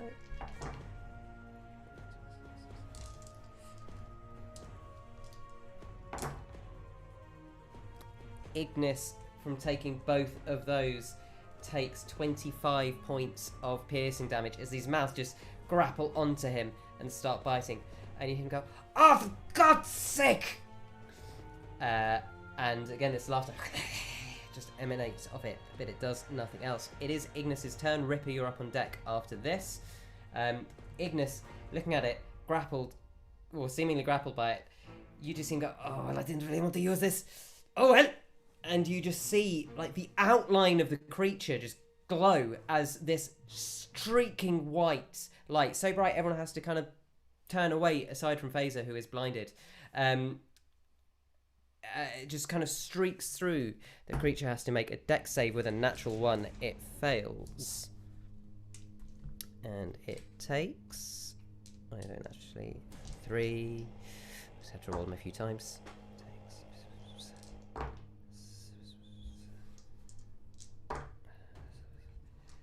takes 63 points of radiant damage as this energy just erupts from Ignis, and this creature just disintegrates in front of you completely.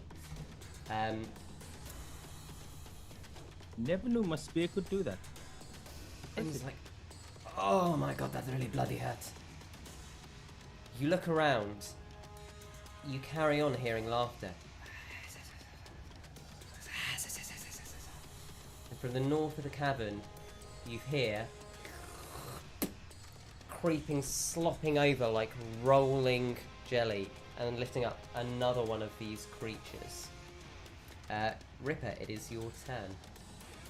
Right, I would like to take like move a couple of squares ahead of old Magey boy. So just 2 squares ahead? Yeah. Okay, so you're 10 feet in front of Ignis. Now you are... Oh no, I sort of wanted to just be like just in front of Ignis so he wouldn't be in the firing line again. Okay, yeah, that's easily done. Back a couple squares just so I'm sort of... Oh, literally, so in front of him. Okay. And then I'm gonna... I can hear the laughter, right? So I want to point my hand in the direction of the laughter, and use the magical ring to cast the cantrip Ray of Frost. Ray of Frost. Okay, make your attack roll. Quack-a-caca-chow. Oh, it's a 9. A 9? Yeah. Hits. Ah. Okay. Roll damage. Then that is 5 points of cold damage. Okay. You will see Ripper step forward, and from his ring as he holds it out, a streak of pale ice blue light shoots through the air, and as it hits the creature, crystallizes over it, and you see part of it, like when you freeze jelly, turn into an ice cube and shatter onto the floor. That's the end of my turn. Thank you very much. Okay. Seed, you are up next. Faeza, you're on deck after that. So at the moment, it's out of the range of us being able to... We haven't lit it up in any way at the moment, have we? You can just about see its outline, thanks to the bioluminescence, but all the attacks... Oh, that's a good point. Ripper, can you just roll another attack roll?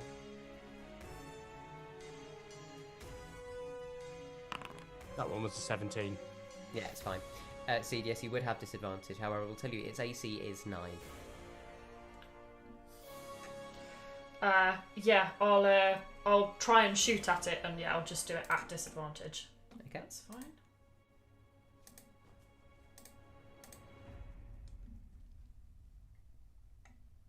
So that's going to be a 20 instead of a 24.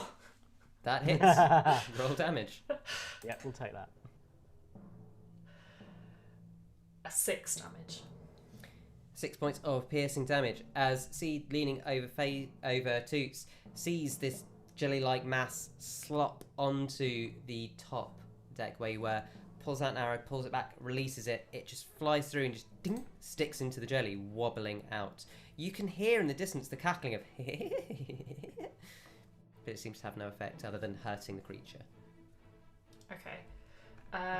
For now, that's everything I'm gonna do. I'm not gonna move any closer. Okay, Faeza, you are up.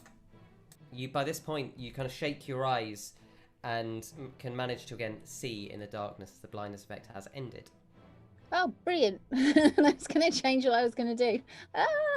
In which case, I'd like to... I'm here close to my 2, everybody. If I can... 5, 10, 15, 20, 25, 30... How far does this go? Bear with, kids. No worries. While that's happening, Bradley did like the Sergio Leone of crisps. I don't know where it came from, but a crisp came from off screen like this. That's not going to reach. I'm going to... How much? 120 foot. I'm going to use the multi tool of fun. And I'm going to cast Eldritch Blast.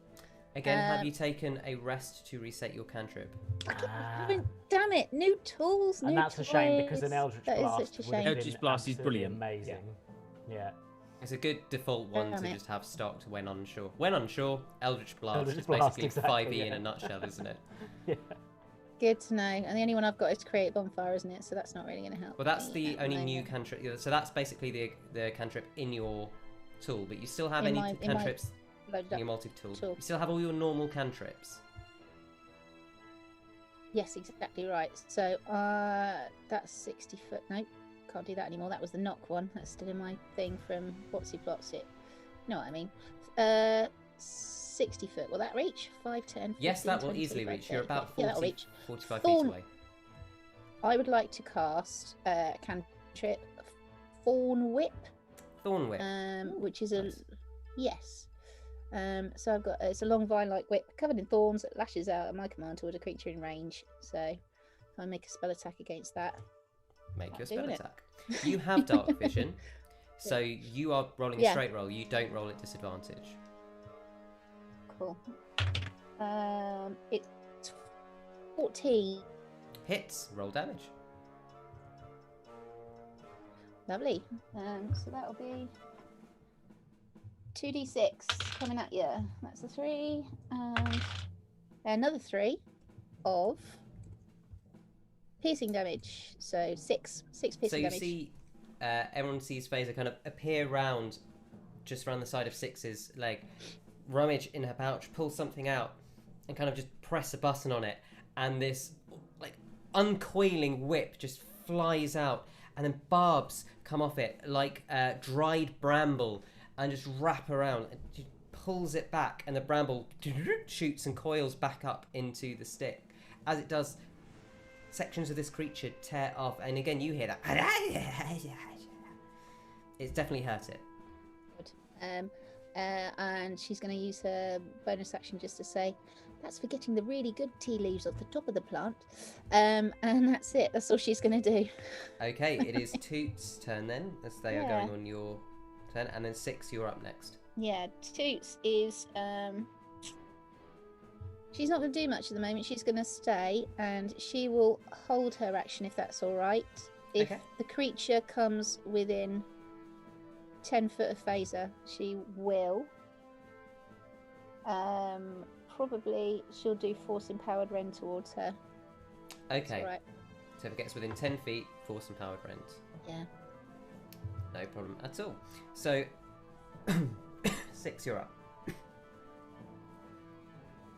And then we'll be back to Octavius after this. Okay, so this is what I would like to do. Hmm. I would like to. Okay, you're going to have to help me out. I appreciate, Johnny, you giving me the information on the boots. I would like to try and leap towards the creature. What with my calculations, how far could I get with a... I could take a run up, couldn't I? So you have to use 10 feet Yeah. of your movement to run up. And then you can jump. What was the maximum I said for this? Would be a long jump. It's a good distance. Was it 90 or was it You more? easily get within, like you can jump right up to it with that distance. Oh, it's 60 feet. Yeah, you'll I'll take easily clear that with, But because it will use up all your movement, so you won't have any movement left. But you'll take your 10 feet of movement and then jump. You'll easily get there. Okay. I'd like to do that. I'd like to try and get to the... it's a tough one, but I think I'd like to get to the other... to the sort of... I'm going to ping it, but it's sort of to the north... I can't ping it. Northwest. The northwest of the creature, exactly. Yeah, no, I can see. Yeah, that you can absolutely do that with your jump distance. So Lovely. you use 10 feet of your movement, as you will see, just Six. Oh, I sprinting hate off. to do this. I really hate to do this. You asked me to roll something on the start of my turn. I did. I just well thought- remembered. No, I know. no. Listen, Roll we've me a got to play by the D8. rules. I'd rather lose by the rules than succeed by. Roll by me cheating. a D8, please. Okay, it's also. You don't normally roll a D8 for many things. I'm going to roll it using my dice tower, so don't fail me, dice tower. 5. So this will radically alter what I do. This depending on does what this- radically alter what you Oh, do. fuck. Can you roll me d4. I can. I'm gonna roll it. Oh, there we are. It's this dude. 2. So you all look at Six, and in another timeline, you see him stride and jump towards the creature, scimitars out. In this timeline, you see him kind of shaking his head like he's hearing a noise, just randomly run east, falling off the cliff, taking 6 points of bludgeoning damage. And you have to use all your movement. So you'd use half your movement to stand up again, so that's 5. That's 20, 25, 30 feet of movement as you now stand 25 feet below everyone else. Okay. In kind of on very loose ground, and you feel all the ground here is sticky, almost like you're stepping in dough. As you step down there, what you notice is like a tiny jelly-like creature, cubic, just grow up around cubic, eh? I watched Onward this weekend with my little boy. What a I watched legendary film. And I'm sorry, Six, that is your turn. Jesus, it's the 1 in 14 million timeline, Sean. It's the 1 in 14 million. Yeah, it's true. Essentially, what would he think was happened, or what would he know? Throughout that entire episode, you just hear this gibbering laughter, and you're just trying to get away from it. As you fall down and kind of get up and make the end of your distance, you manage to shake it, and you feel like yourself again. But you are. It's essentially it kind of just burns your turn for you. Okay, so he's sort of going as a reaction. He's sort of going. Even though he's nowhere near Lack, he's sort of going, this armor is hot, isn't it? You know, the air in this chamber is thick. Is this okay to you? And he's sort of jabbering a little bit, I suppose. Okay. So, Octavius, we are back to you at the top of the round. I'm going to sort of run to where I just saw Six fall off the cliff. Okay, so you use 10 feet of movement. Are you okay down there, Sixsmith?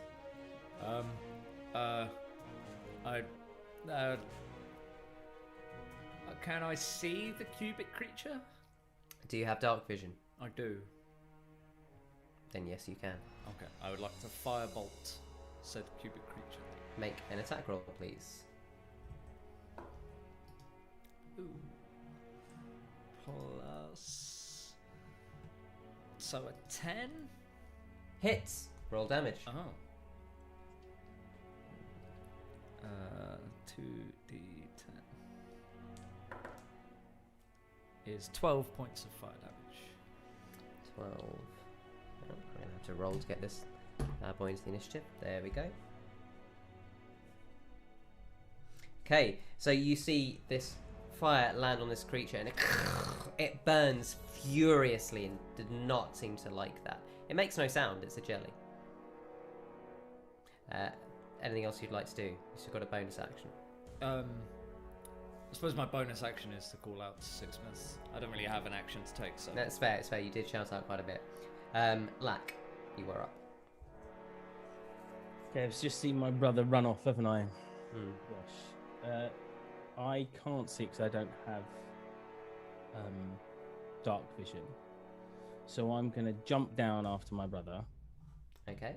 And try and Can you get... just make me an acrobatics check? Should be easy enough for you, but you are jumping. I have slow fall, so I wouldn't take any damage anyway. That's fine, So, yeah. But, so, yeah, where I am now, just behind him, is exactly where I'd like to be. And I'd like to throw my spear over his shoulder. Please. You can do it. Make an attack roll, please. At disadvantage. Thanks to dark vision. Yeah, of course. 14 is the lower of the two. That hits. Roll damage. Okay. That's another 11 points of damage there. Okay. So 11 points as, again, this spear just... Six, you would see it with your dark vision just almost slice straight through the jelly, like a toothpick, through a literal jelly, and then apparate and disappear, and you almost just see the glint of it out the corner of your eye, and you know your brother is stood behind you. I believe I have extra attack, don't I? You do, level 5. So as it jumps back into my hand, I spin round and underarm it the other way back in. Go for it, make your second attack roll. Disadvantage. You can press the button for that, can't you? I reckon that 13 is going to be the lowest. Yeah, 13 is the lowest. That hits, roll damage. Okay. Oh, I don't know why it rolled twice. Just take the 9. 9 points of damage. 9 points of piercing damage as, again, Six, you just see the spear flash in front of you and then disappear. And now kind of just bits of gloopy liquid are dripping out from 2 different points of this small jelly. I've got your back, brother. It isn't that hot. And he kind of like pats him on the shoulder. Okay. So this creature and everyone else at the top moves. And I need Ripper, you and Ignis to make DC 10 wisdom saves as it enters your space. Oh, come on. Okay. So it can't... It's double moved to get that far. So on your turn, you will need to roll a d8. Okay. That is all it can do. So it is, in fact... oh, no, it's Ignis next. Ignis says... I can't use the one I used earlier. I'm out of that, but I think I can do this. And he kind of whips his hand back, makes this small motion, and then releases. And a smaller shaft of white light fires towards the creature. Just hits. Yeah, that natural 2 was not a good roll. But he does... Okay, so he does 22 points of radiant damage again to this creature, and that is the other thing he's going to do is back up. He goes, yeah, I'm going to, excuse me, don't mind me, I'm just, and you see him just kind of moving back past you all. It's like almost pushing me off the cliff sort of thing. Yeah, come on. It's not that I'm scared, it's just that I'm little and weak. Ripper, it is your turn. Roll me a d8, please. It's a 1. Lower the better, the lower the better, the lower the better. Oh, I don't know. It could be a table of some kind, right? So, like, everything is bad. So as this creature comes closer, this gibbering laughter comes after you. And even though you're a jovial guy who likes laughter and likes making people laugh and is used to it, this has a sinister kind of edge that you haven't heard since mocking school children. And this is the sound of everyone who's ever mocked you as a child. And for a moment, it seems to just stun you in place as you stand there unable to do anything. But you don't run off a cliff. So, you know, yeah, that's good. Yeah. At the end of your turn, you do feel... you can kind of shake it and you're staring it down again. No, I'm sorry, it has taken your turn there. Seed, you are up. Yeah. I'm just gonna try and hit it again, I think. Take an attack roll. You don't have dark vision, so it is with disadvantage. We need you to, though, don't we? See, this is good. We need you to attack it from afar.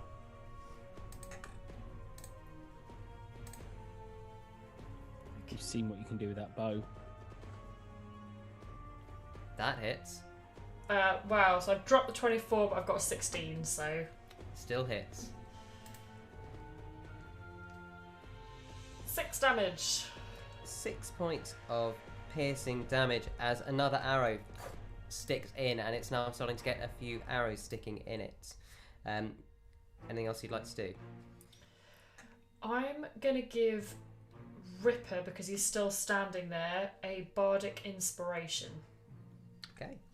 So, trying to drown out the horrible laughter that's kind of moving around this cavern, Seed is going to play the jolliest, nicest, most fun thing they can think of in the drum. The kind of thing that just makes you want to dance, like got some real rhythm to it, just trying to take the edge off this creepy laughter. Salsa, baby. And that's exactly what happens. Next up is this tiny jelly-like creature. It's going to do the only thing it can do, as essentially you feel it kind of just bump into you, Six, and it's going to attempt to kind of encase part of your leg. It's like being bumped by a very tiny, useless dog. And it absolutely just baps into your greave, and you manage to just kind of just kick it back a bit, and it does nothing. Perfect. Well, in that case, it's been a while since I've been able to use this. As a reaction, I will use a superiority dice. I'll just check with you that that's what's happened. Yeah. It's on a missed. This is a reaction, and it's on a missed hit. Perfect. It's missed melee weapon attack. Whoa, lovely. Then I'll use my superiority die to make a melee weapon attack against it. With your scimitar? With my scimitar, indeed. Just my own edification. Scimitar is slashing damage, isn't it? It's going to divide into two, isn't it? It's exactly what happens. As you hit it, I know you're going to roll above an 8. You slash it. Well, it's +8 is the default, so yeah. Yeah, you can't miss. Suddenly, I'm going to just put that there. You cut it in two, and two of them are now there. Does it also? Oh, sorry. Does it also do damage? It does take the damage, so roll damage. Okay, well that's 11. Can ignore that second one I rolled. That was an accident. Okay. 11 plus 1, so it does 12 points of slashing. To which one though? Wait, hang on. Oh, because your 11 is a superiority die. Right, yeah. The one from superiority die. So it's essentially the one that to the north of the two is the one you've hit. The one that's just appeared south is like the side that's there. Although they both kind of take the damage, it's spread out over two of them. So you now have two tiny, almost kind of like bowling ball sized jellies in front Does of you. it appear, can I notice in this round whether it looks like the same size, like it's almost like replicated, or if it looks like it's half the size? It has shrunk down. It's literally like you sliced it in two, and the other kind of just rolled over and became sentient too.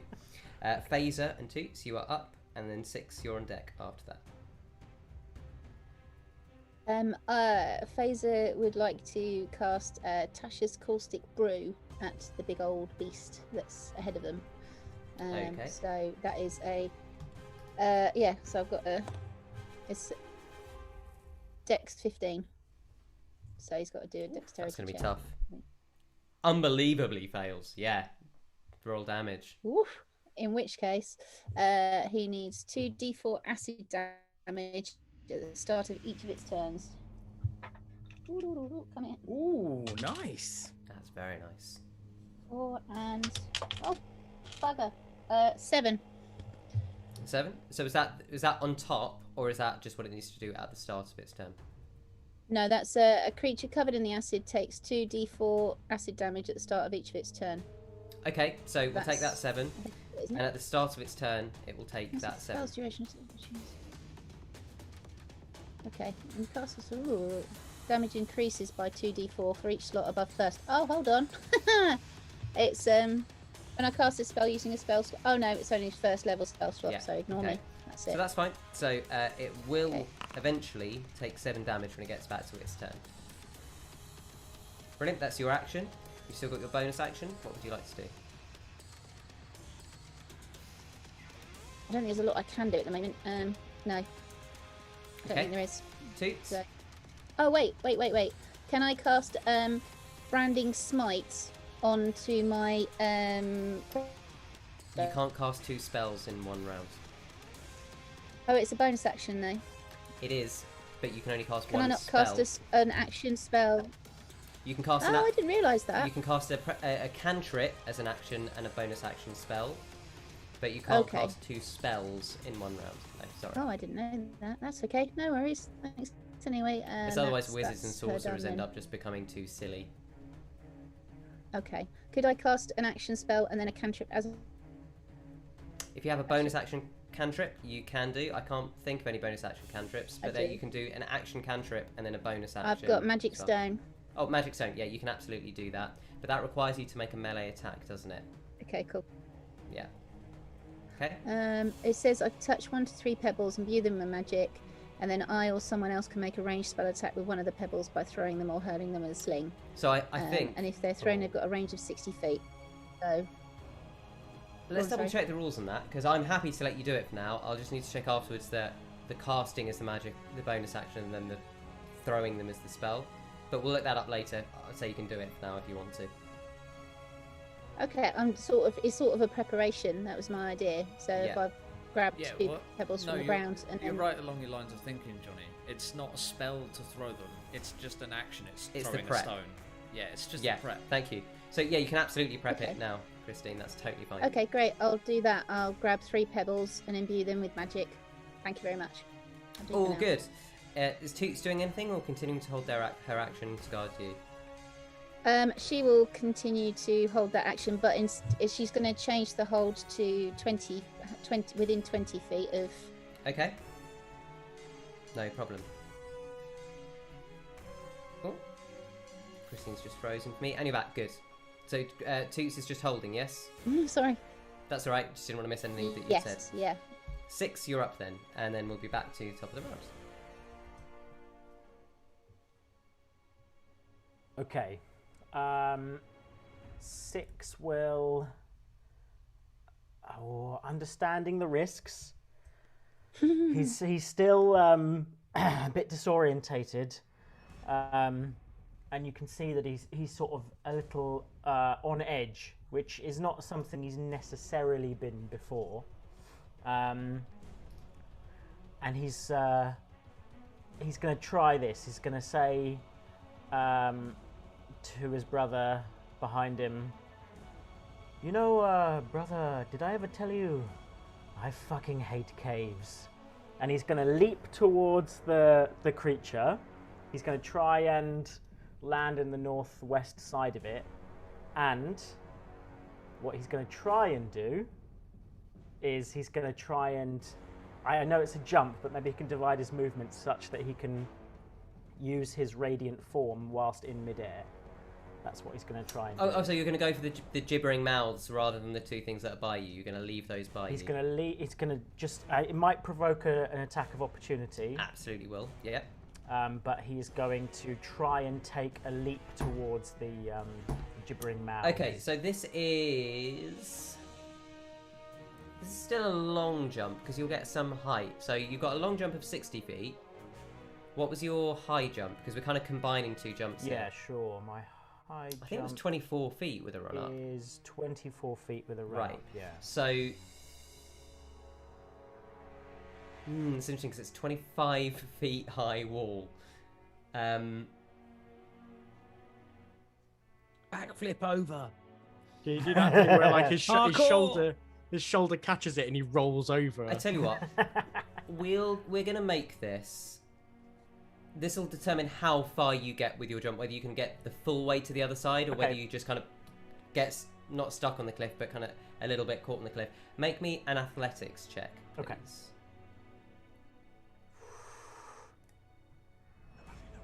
Oh, thank God. It's 24.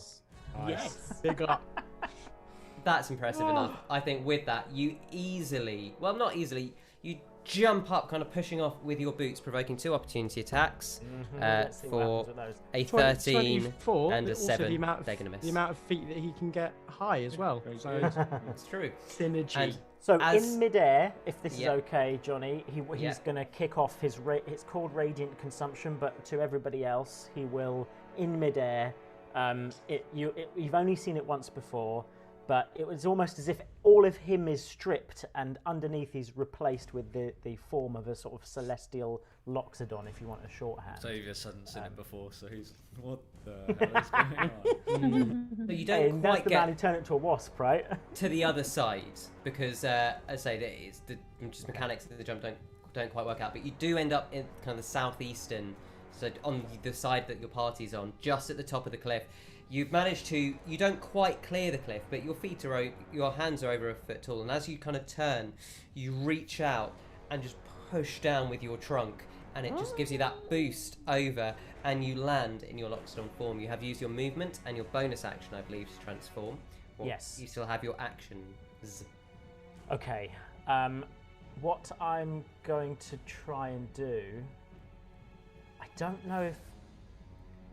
Just as a general rule, will something take full damage if it falls 15 feet? Is it sort of... You don't I know? suppose I took some damage, didn't I? Well, I wasn't It would depend on the creature. Some things yeah, fair enough. can, some things don't. And this is the first time you've encountered one of these. You wouldn't be entirely Yeah, sure. that's true. Well, might be worth a punt, even though it is made out of jelly. So it's just as likely just to bounce back up. Okay, well, while I'm here, I'm gonna get it with my my weapon. I'm gonna get it with my scimitar. Make an attack. Gotta beat an 8. It's a 13 to hit. You hit, roll damage.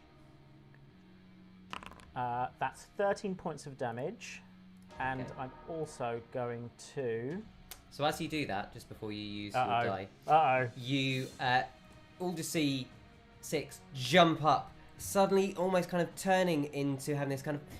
It's like an elephantine head with this long trunk, but it's also Six, and it's like the two are occupying the same place, almost like you're looking through translucently and this thing celestially glowing. As he lands, he brings the scimitar down in a double hit, and it slices through this gibbering mouth. I do need you to take a wisdom save as 10 as you do it, as you've entered its space. Okay. But as you pull down, this creature just splits in two. This kind of red ochreish jelly just pouring forth. As you do that, you see half of it singe as this acid then drops into it that had landed on it from the caustic brew. And as the acid hits inside, it just completely melts it down to the ground. As in, that's it done? Or... Yeah, it's dead. Oh! It's dead. Very, you managed to open it up enough impressive. that the acid just fell in and finished the job off for it. Awesome. Amazing. Teamwork, guys. That was Nice. amazing. So I got an 18 save. Yeah, you are fine. Nothing happens. You perfect, this and time then- overcome and ignore the voices. Oh, that's amazing. So you have another attack action left as yeah. part of your multi-attack. Well, I guess, I mean, I'm quite far away, but... Oh, I want to see what my... see, I don't want this thing to split again. If I can throw an axe at it, but it's Split it's up. slashing again. Yeah. Okay. I've not really been in an opportunity where I have a second attack action, Do it. but none of the things in my hands I can use. Do it. Split it up. Do it. You look cool. Well, Why are you provoking? hey, it's only gonna give you guys something to deal with, I suppose. All right. In that case, I want to just at least try and fire a hand axe, almost as if like perhaps I sort of land and then Okay. just in one movement just You're fire. gonna start healing bad guys as well. So a hand axe has a range of 20 feet. You are firing down. Make the attack roll at disadvantage. Yeah. Also, we might have to adjust for the fact that it rolls automatically because I have duelist, but I'm not within Yeah, that's range fine. of it, We so I just assume minus it would 2. be a slight. That's Yeah. fine. Okay. So that would be with the -2. It would be 20 to hit, Yeah, you hit. That's absolutely fine. and I'll whack it for 11 points of slashing damage. I think I'll go for the one near it. Let me have a quick look at the map. You've What- got to what go for the one that's nearest you, Perfect. further to north. That's the only one I think you'd be able to hit. In that case, I'll realistically. do that. I'll fire out a hand axe. So you see Six kind of land, double hit the scimitar. As he brings the scimitar up, just picks up this axe, spins and hurls it without even looking, slices straight into this creature, which flops over, and another one spawns. Yeah. I hate you, Dan. You troublemaker. I trusted you, Dan. Okay, back to the top of the round. As you've now used movement, action, and bonus. Octavius, what would you like to do? All right, finger guns, and use what is it? Scorching ray. I want to hit Scorching ray. each blob once. Go for it. Make 3 attack rolls, please. Is that how we? With no dark vision, so this will be with. No, I have dark vision. Oh, you do have dark. Sorry. I don't know Is why I this keep thinking you canonically don't. how we cast Scorching Ray now? That's how I always imagine it in my head as finger guns. Because it's individual. It's like is Magic Missile the same way as well? It's like, Okay, give me those damage rolls. So Oh, those attack rolls, sorry. attack rolls are dirty 20, a 26, and a 13. They all hit. How do you want to do this? Oh, for whatever resembles a center. It's just gonna, almost like a fair, like air gun pot shots right in the center. Yeah, just through all three centers. And these 3 scorching rays just kind of arc down and towards these 3 creatures, and you just see them kind of explode like jelly superheated in a microwave, and they all just pop. And you find yourself stood back in the cave. Saw that, Brad. With absolutely nothing happening right now. Right now. I love that. Nothing happening right now. Right now. Yeah. Right. No one crack a joke. Don't want to hear any more laughter. Yeah, for once on that we agree, Ripper. Yeah. And I think we should get moving. Well, I've got to Absolutely. apologise. Last time I was here, like that shit didn't happen. It's all good. It's all good. I- Kept us warmer. You were the only Sure, one right, that got well- hurt, so it's fine. I'll probably be fine. Right, follow me, folks. And he takes you to the northeastern corner, walking along this bioluminescent ground. It still feels a bit damp and sticky, and every time your foot sticks a little bit too much, you look down in panic, but it's actually just a bit of viscera left over from these spoiled creatures. And you do notice quite a big change as you get... Is it boss music? Is that what it is, Johnny? Is it boss music that's Can you coming hear in? boss music? Can I Oh, you just got me while, worried Sirenscape's crashing. can I just No, like, no, no. while I'm walking, just like tap Ignis and I'll heal him for 10. Off Thank you my kindly. lay hands on. So as you walk to the top of the cabin, you notice that it's no longer a cabin. That suddenly the floor in front of you is 10-foot squared paving slabs almost, except your feet kind of clunk, clunk, and it's like metal. Like metal on top of wood. And you look down, bringing the light slow, and it's almost like gold or brass surrounding this slick, even more polished than steel. It's like almost like a burnished silver, and right in front of you, blocking the exit essentially, is a gold wall. Can everyone make me a perception check? As Ignis says, Yeah, this is it. This is as far as I've got so far. 23 for Ripper. 13. 24. Yeah, 9 for Faeza. okay. So the thing, anyone over 13 notices that the entire wall has got patterns on it. It's kind of dark, but as you lift the light up and you kind of combine a few of them to really radiate it, you notice that they've all got like embossing over them with a variety of pictograms and symbols, like nothing you've ever seen before. It almost doesn't look like language. Can you all make an investigation check for me, please?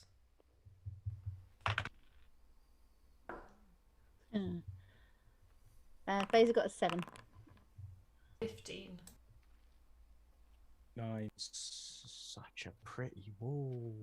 Did anyone get over 13? I got a 6, got a 17. Oh, can I just retcon also that as he throws that axe, it's by the time anyone would look back, he looks like himself again. He looks like 6 again, and he's sort of steaming almost like you would if you'd come out of a sauna into the cold or something. Or a rice cooker? Or a rice cooker. He's steaming like a rice cooker. Yeah. Delicious. Put The that on best a kind of t-shirt, steaming. Yeah. So as you're all looking at this wall, looking at the pictograms taken in, Faeza, this is so fascinating you almost forget to concentrate in bubbling excitement at how strange this is. Ignis is looking at going, Yeah, see, it got me last time. I'm not gonna lie. Like I can't work this bloody thing out. 6, you're looking at it with your soldier's eye, and you're not well versed in arcane lore or in history. It's not really your sort of thing. But you've got a keen eye for detail, and you do notice that the wall is not a solid wall. Just annoyingly off from the middle, there are little indentations and grooves. Just like the Spotify logo. And what you notice is that it's actually forming like a triangle with the base at the bottom and the point at the top. And what you actually see, if you'd like care to look at Foundry, is this. I'm going to refresh mine, by the way. That might be the ticket. So for those viewers listening to the podcast, what you see is, and thanks to my brother for helping tart up my original drawing, by the way, you see it's like a triangular door about 10 feet tall, tapering in. The corners of this triangle aren't pointed, they're rounded. In it is a series of pictograms separated on each layer. And what would you like to do? Because Faeza's got her sage background, and she's travelled a lot, and she's got lots of lore and stuff. Maybe she can. Do you think there's anything in here that she might recognise from her travels with her? Make notebook? an insight check. Okay. Oops. Yeah, while that's happening, Six will relay the information to everyone, but he'll go off to his brother and he'll go, there's some grooves in there, I've noticed. Look, I'm not feeling too well. I'm just going to, I'll be here, but I'm just going to have a sit down.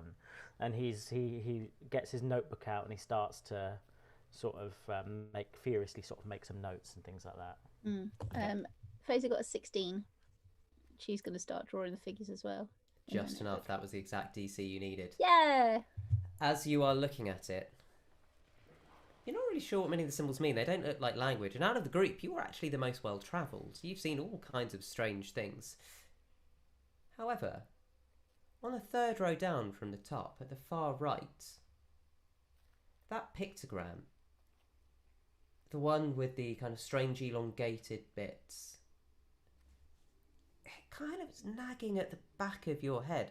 And it takes you a minute or two as everyone else is kind of talking around you. Ignis is babbling on about how it's unsolvable and it needs to be some kind of genius to open the door. You look at it and go, I think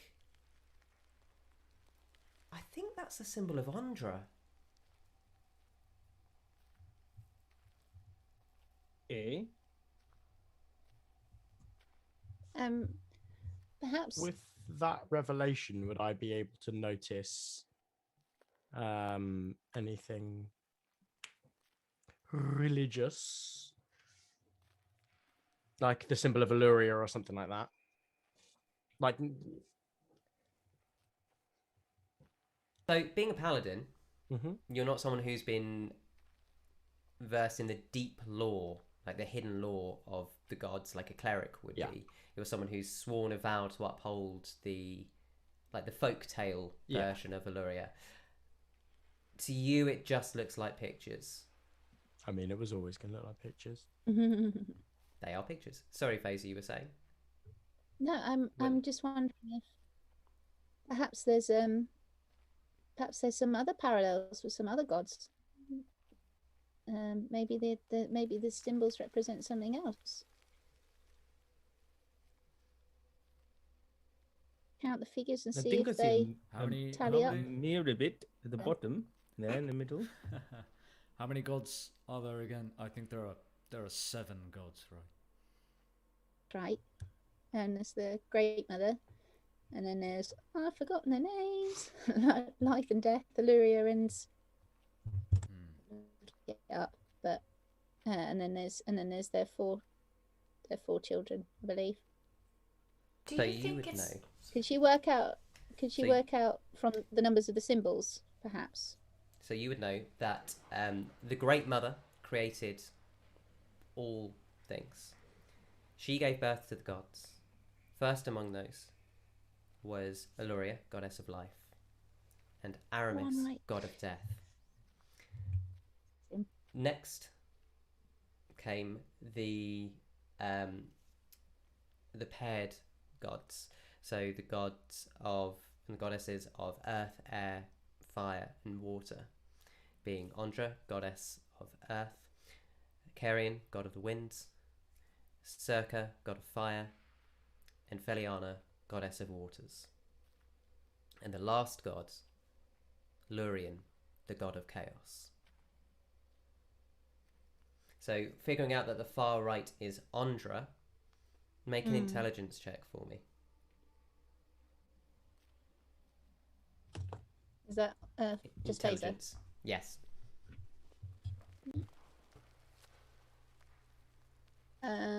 She got a 12. You can't be certain, but if the one on the far right is Ondra, maybe the one next to her might be Circa, because they were supposed to be lovers, which might mean, oh, there's 2 more pictographs. Maybe that's Feliana and Carrion, but you're not sure which one is which. I'll relay What's that this to one the, that looks like to the team. like a carpet, like a rug in the middle? Looks like a rug. You think it looks like a I rug? don't I think know. it looks more like little mouths biting on something. I think you might have been your experience that you just had right now. Yeah, I don't think you're wrong.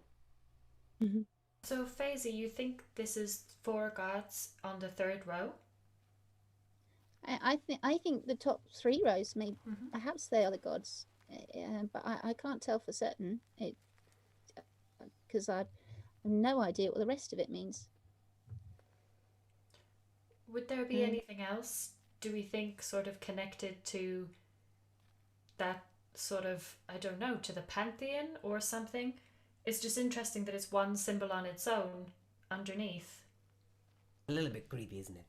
I've been trying to think. I'm not really much of a religious person. I'm a little bit more, what makes the universe put together. I don't bother with the silly questions. I'm not entirely sure. Can I use a divine sense on this thing? Go for it. Cool. I'll trigger a divine sense. Let me know Wagwan with the thingy. 60 feet, isn't it? Yeah. Yeah. Within 60 feet of you, you sense nothing at all.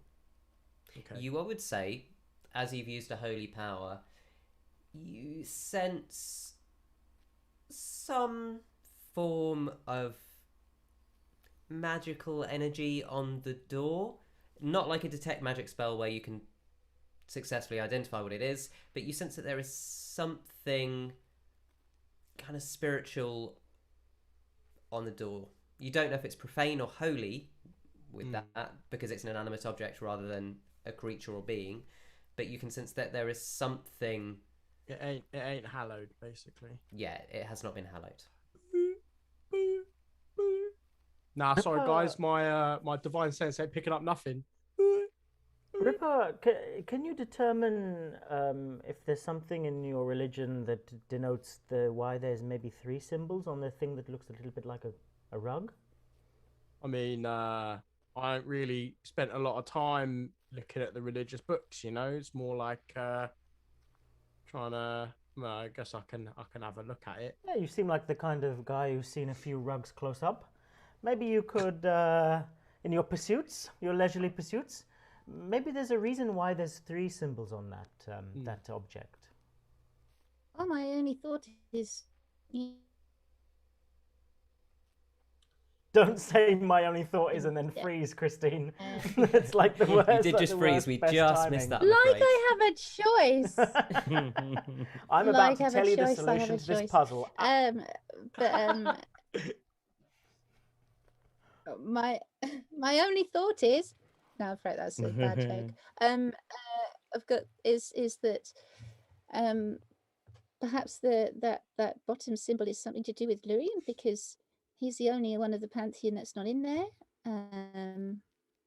There's only a thin line separating him from the top 4, so That's going I'm to go up not to the symbol sure. and start.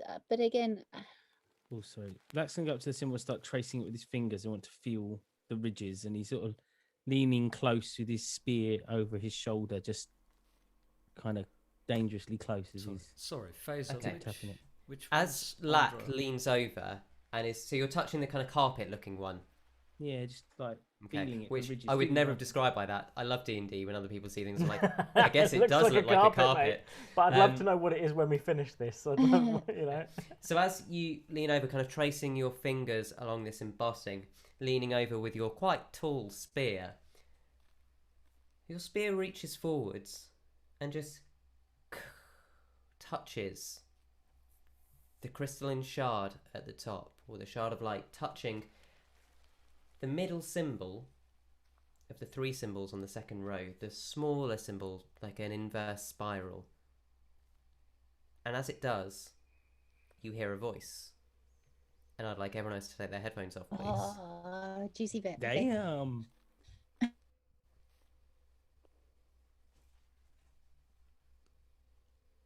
It has been a long time, but it looks like you're nearly here.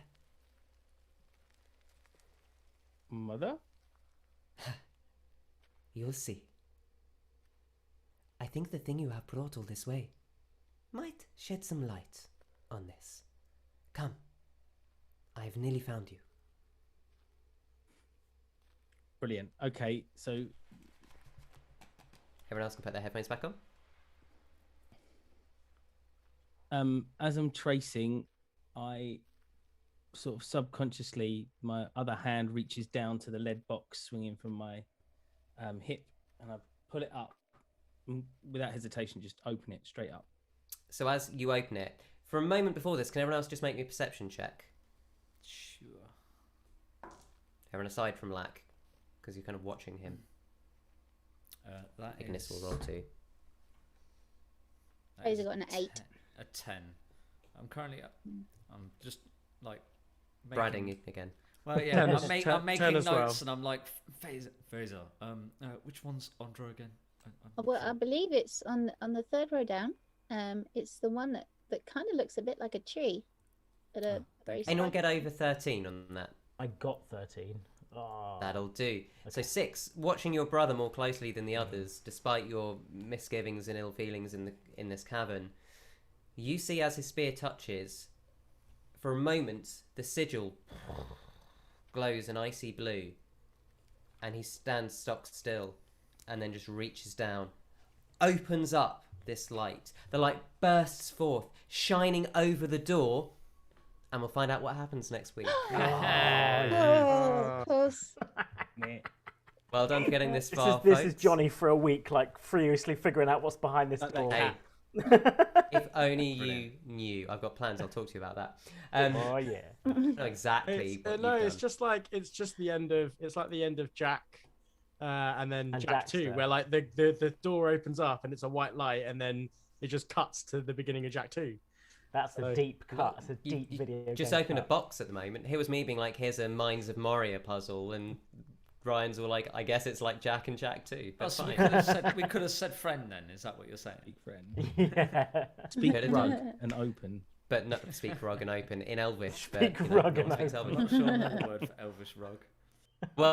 Well played tonight, folks. We will find out what is behind the door, just what evils I do have planned next week. Until then, where can they catch up on the podcast, right, and all the other good things that we do?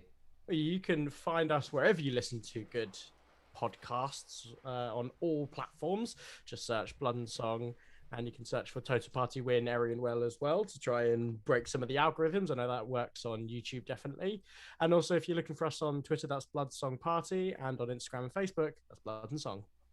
Thank you. We've got to say thank you to Sirenscape as well, because Epic Games need Epic Sound for providing us the soundscapes we've been using tonight. Check out the link in our description to see the full set of sounds that we use on their page. They are awesome, and I cannot recommend them enough. Likewise, thank you to Foundry for hosting our VTT, and D&D Beyond for helping us host our character sheets.